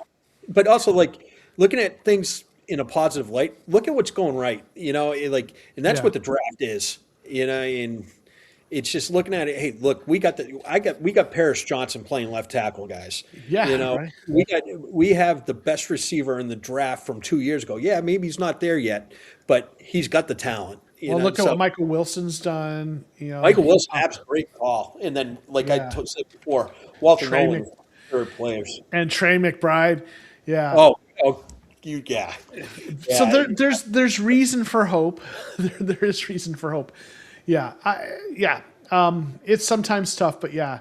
And I have this overall philosophy about sports fandom, and maybe I like to hope this is me just having perspective that I've gained over the years, but sports fandom is supposed to be something that brings good to your life. It brings enjoyment, engagement.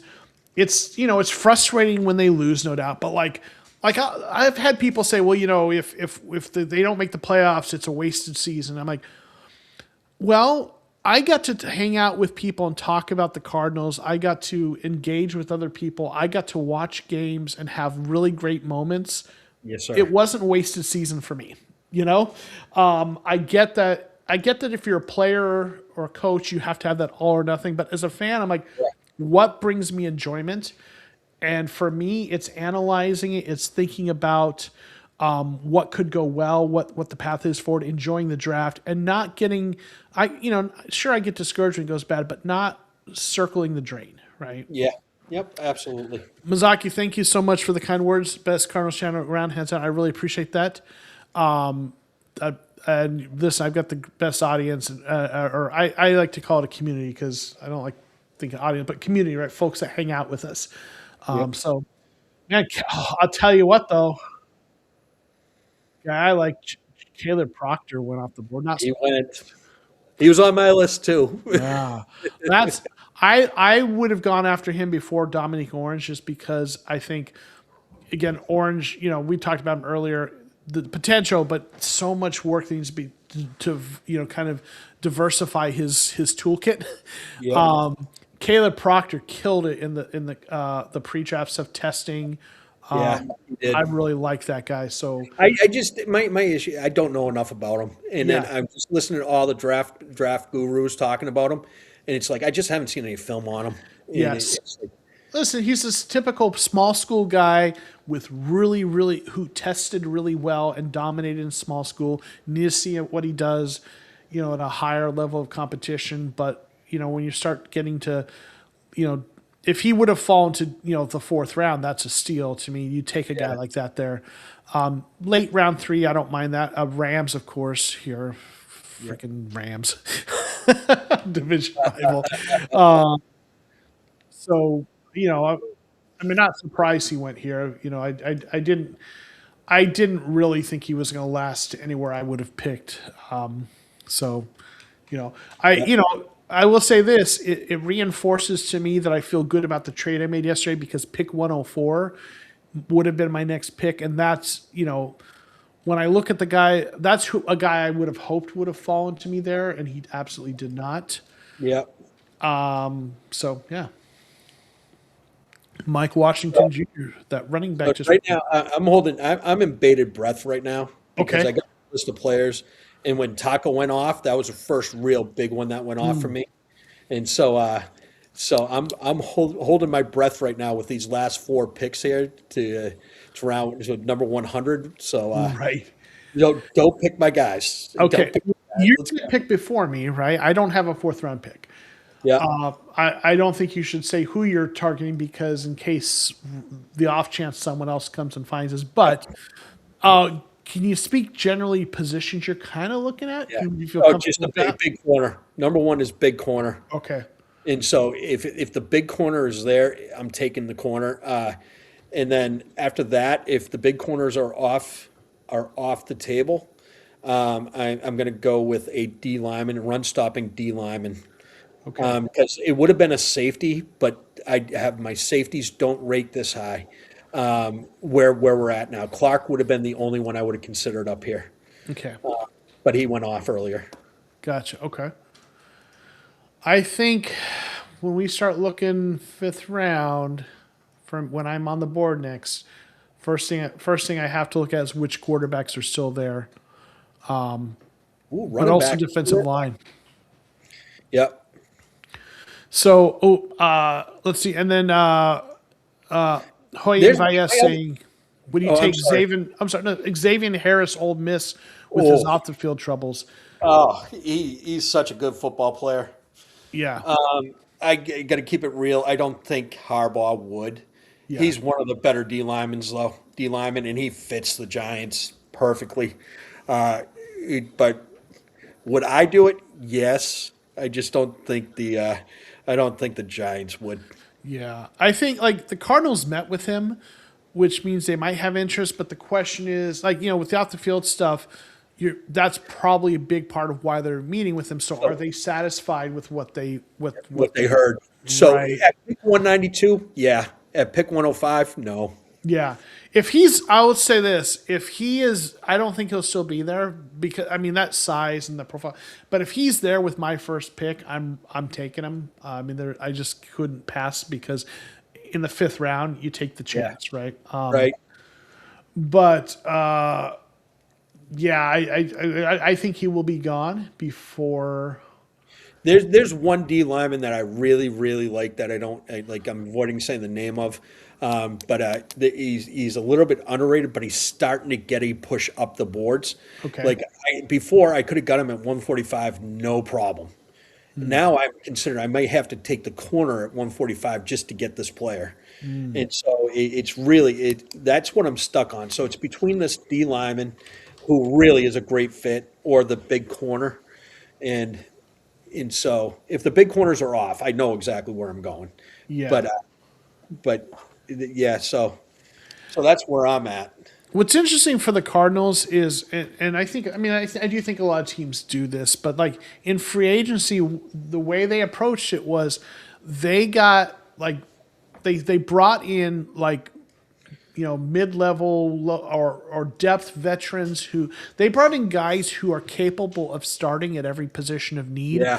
But the guys they brought in are guys that you can upgrade. Like right tackle, they absolutely needed right tackle, but they brought in a couple guys, Elijah Wilkinson, from who had been with us before, then was back to Atlanta, and Matthew Pryor, I think was his name, from Philadelphia. They brought in guys at right tackle who could start, but if they get a guy who's an upgrade, they're not so good that they couldn't start over them, those guys. Yep. So the Giants are in like if you look at the depth charts for the Giants, it looks like it's 3 to 4 deep everywhere. But they signed so many veteran minimums that it's like in 1 year deals that it was like they're hoping they get something out of these guys. And it's like, so if the right player's there at the right spot, they have to take them. Yeah. And so the Pregnon pick for me was he's starting a guard. He's there. He's in. Because John Runyon, who's the starting left guard, used to play right guard. He can move right over right guard. Pregnon pumps right in, and it's an upgrade on the offensive line. Yeah. Just like that. And so I'm with you. Everything you said describes the Giants as well. So what that makes it interesting with trying to figure out the draft, right? Because like there are positions they need, but like they don't. And I know they're doing that so that they don't have to reach, right? Which also, it's good and bad in a couple of ways, but it means they can go in a lot of different directions, and you don't have to force a pick, right? Yeah. So that's kind of where we're at. So in some ways, it gives you a lot of freedom with what direction to go, right? And that's kind of what we're looking at too. So we'll see. So I think when I look at what I'm wanting to target, tomorrow, I definitely want to get a defensive lineman, definitely want to get a linebacker and a receiver. Probably going to go quarterback unless they all go off really fast and the ones that I like aren't there. So Chandler Rivers just went off the board. Is that a guy you were looking at? He's one of the slot corners I was talking about earlier. He's a very good player, but he's not Not you're looking at. Okay. No. So I did a little fist bump when I saw that one. I was nervous that the Chiefs. That's where the Chiefs will go right here. Okay, so they were a team you were worried about kind of sniping one of your guys. Yeah. Nice. So he went to 98 to the Chiefs. So okay. Yeah. So I'm also tight end is an interesting one because the Cardinals have obviously we're as a biased fan think the best tight end in the NFL, but definitely one of the top 3. That's not biased. Yeah, right there you go. Right, trading pride. But like we could use some help with depth. We have, we have in the tight end room. We've got some nice guys there. Like we've got Elijah Higgins, who was a receiver turned tight end, who's a good receiver, maybe not as much of a blocker. Tip Ryman, a guy we drafted 3rd round last year, returning from injury, really good blocker, but coming back from injury. And then just some guys that we've kind of that we brought in who are more like depth guys. But I could see them taking a blocking tight end Yep. to cut with Ryman coming back from injury if they're not sure, how about if depending on how his recovery is going. So There's that's plenty of them in the 5th and 6th, by the way. yeah, right. So there's some of those guys that I might look at, but definitely. I think though for me the top priorities on day linebacker and defensive line definitely are like just really Yep. need to get those. Probably, yeah. So we'll see how it plays out. We've got, let's see, just 2 more picks and then we'll wrap up here. And then it starts 10 a.m. tomorrow morning. There we go. Yeah, I got to get up and let's see. So Taylor Green just went to the Steelers. Ooh. What? We missed him as a quarterback, so we'll see. A little bit of ATH. Right? Yeah, ATH, right? I mean, what do you think of Taylor Green? What's your take? I really am not intelligent or experienced enough to talk about Taylor Green. Yeah. I really feel like when it comes to quarterbacks, I like other people to talk about them. You do the offensive line, yeah. I like the trenches. I do. I'm into the trenches. And do I recognize a good quarterback when I see one? I like to think so. But I just don't know enough. I don't know enough about reading defenses. I don't know enough about the progression.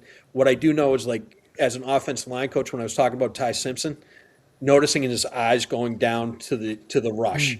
I noticed that because I've been through it, and it's like, oh no, here we go. Right. I don't watch him, so I just think of I think more in terms of profiles, and that's a guy. It seems like just the tight end is kind of what you're looking at, and maybe it's the Taysom Hill, right? If you've got creativity to and you want to use them that. All right, another cornerback just went off the board. What are your thoughts on? Is this one that makes you pump your fists or makes you not pump my fist? He would have been at 145. I would have been. He would have been on my board, but not 105. Yep, Yeah. Too much injury history. Has a big upside, but I think there's better cornerbacks still on the board. Okay, so I guess I would say you're actually kind of glad then, because although he's a guy you would have considered, what it means is a team that was targeting cornerback took someone lower than guys that you like. Correct. I have 4 cornerbacks left on my list, and I'm picking at 105. Okay. Gotcha. Okay, so that was Jacksonville, and that was the last pick of this round. So I just think I finished updating my list. Whew. Okay, Buzz, it's been fun, man. TCR, I really appreciate you. This was awesome. Man, I appreciate you jumping on, and we'll have to do this again. What are you doing tomorrow morning? I'm waking up. I'm going to Dunkin' Donuts. I'm going to get coffee. Then I'm going to get on my computer and pick a quarterback. Okay, gotcha. Nice. So I'm going to be here doing the same thing again. So, if you want to pop in, you can, or just jump in the chat. You just let me know. Yep. Hey, send the link. I really had a great time. This Okay. is awesome. And like I was telling you, I'm very shy. This is my first time coming out. You made it. You and your community made this a very soft landing for me. So I appreciate it. They're a really great group, and it's a lot of fun to do this. So I'll send you a link, and if you want to hop in, you can. And we'll, what time tomorrow? Ho and Vaya is saying what time tomorrow? They're starting at 10 a.m. Eastern time, and I've got a bunch of picks tomorrow. So I'll be here streaming and doing that. So thanks for everyone hanging out. Thank you, Buzz, for jumping on. You brought a lot of great insights. Loved hearing your thoughts, especially on the offensive lineman, which is where So we'll do this again tomorrow. All right. So I'm going to end the stream. Peace out, everybody. Peace. Thank you, TCR.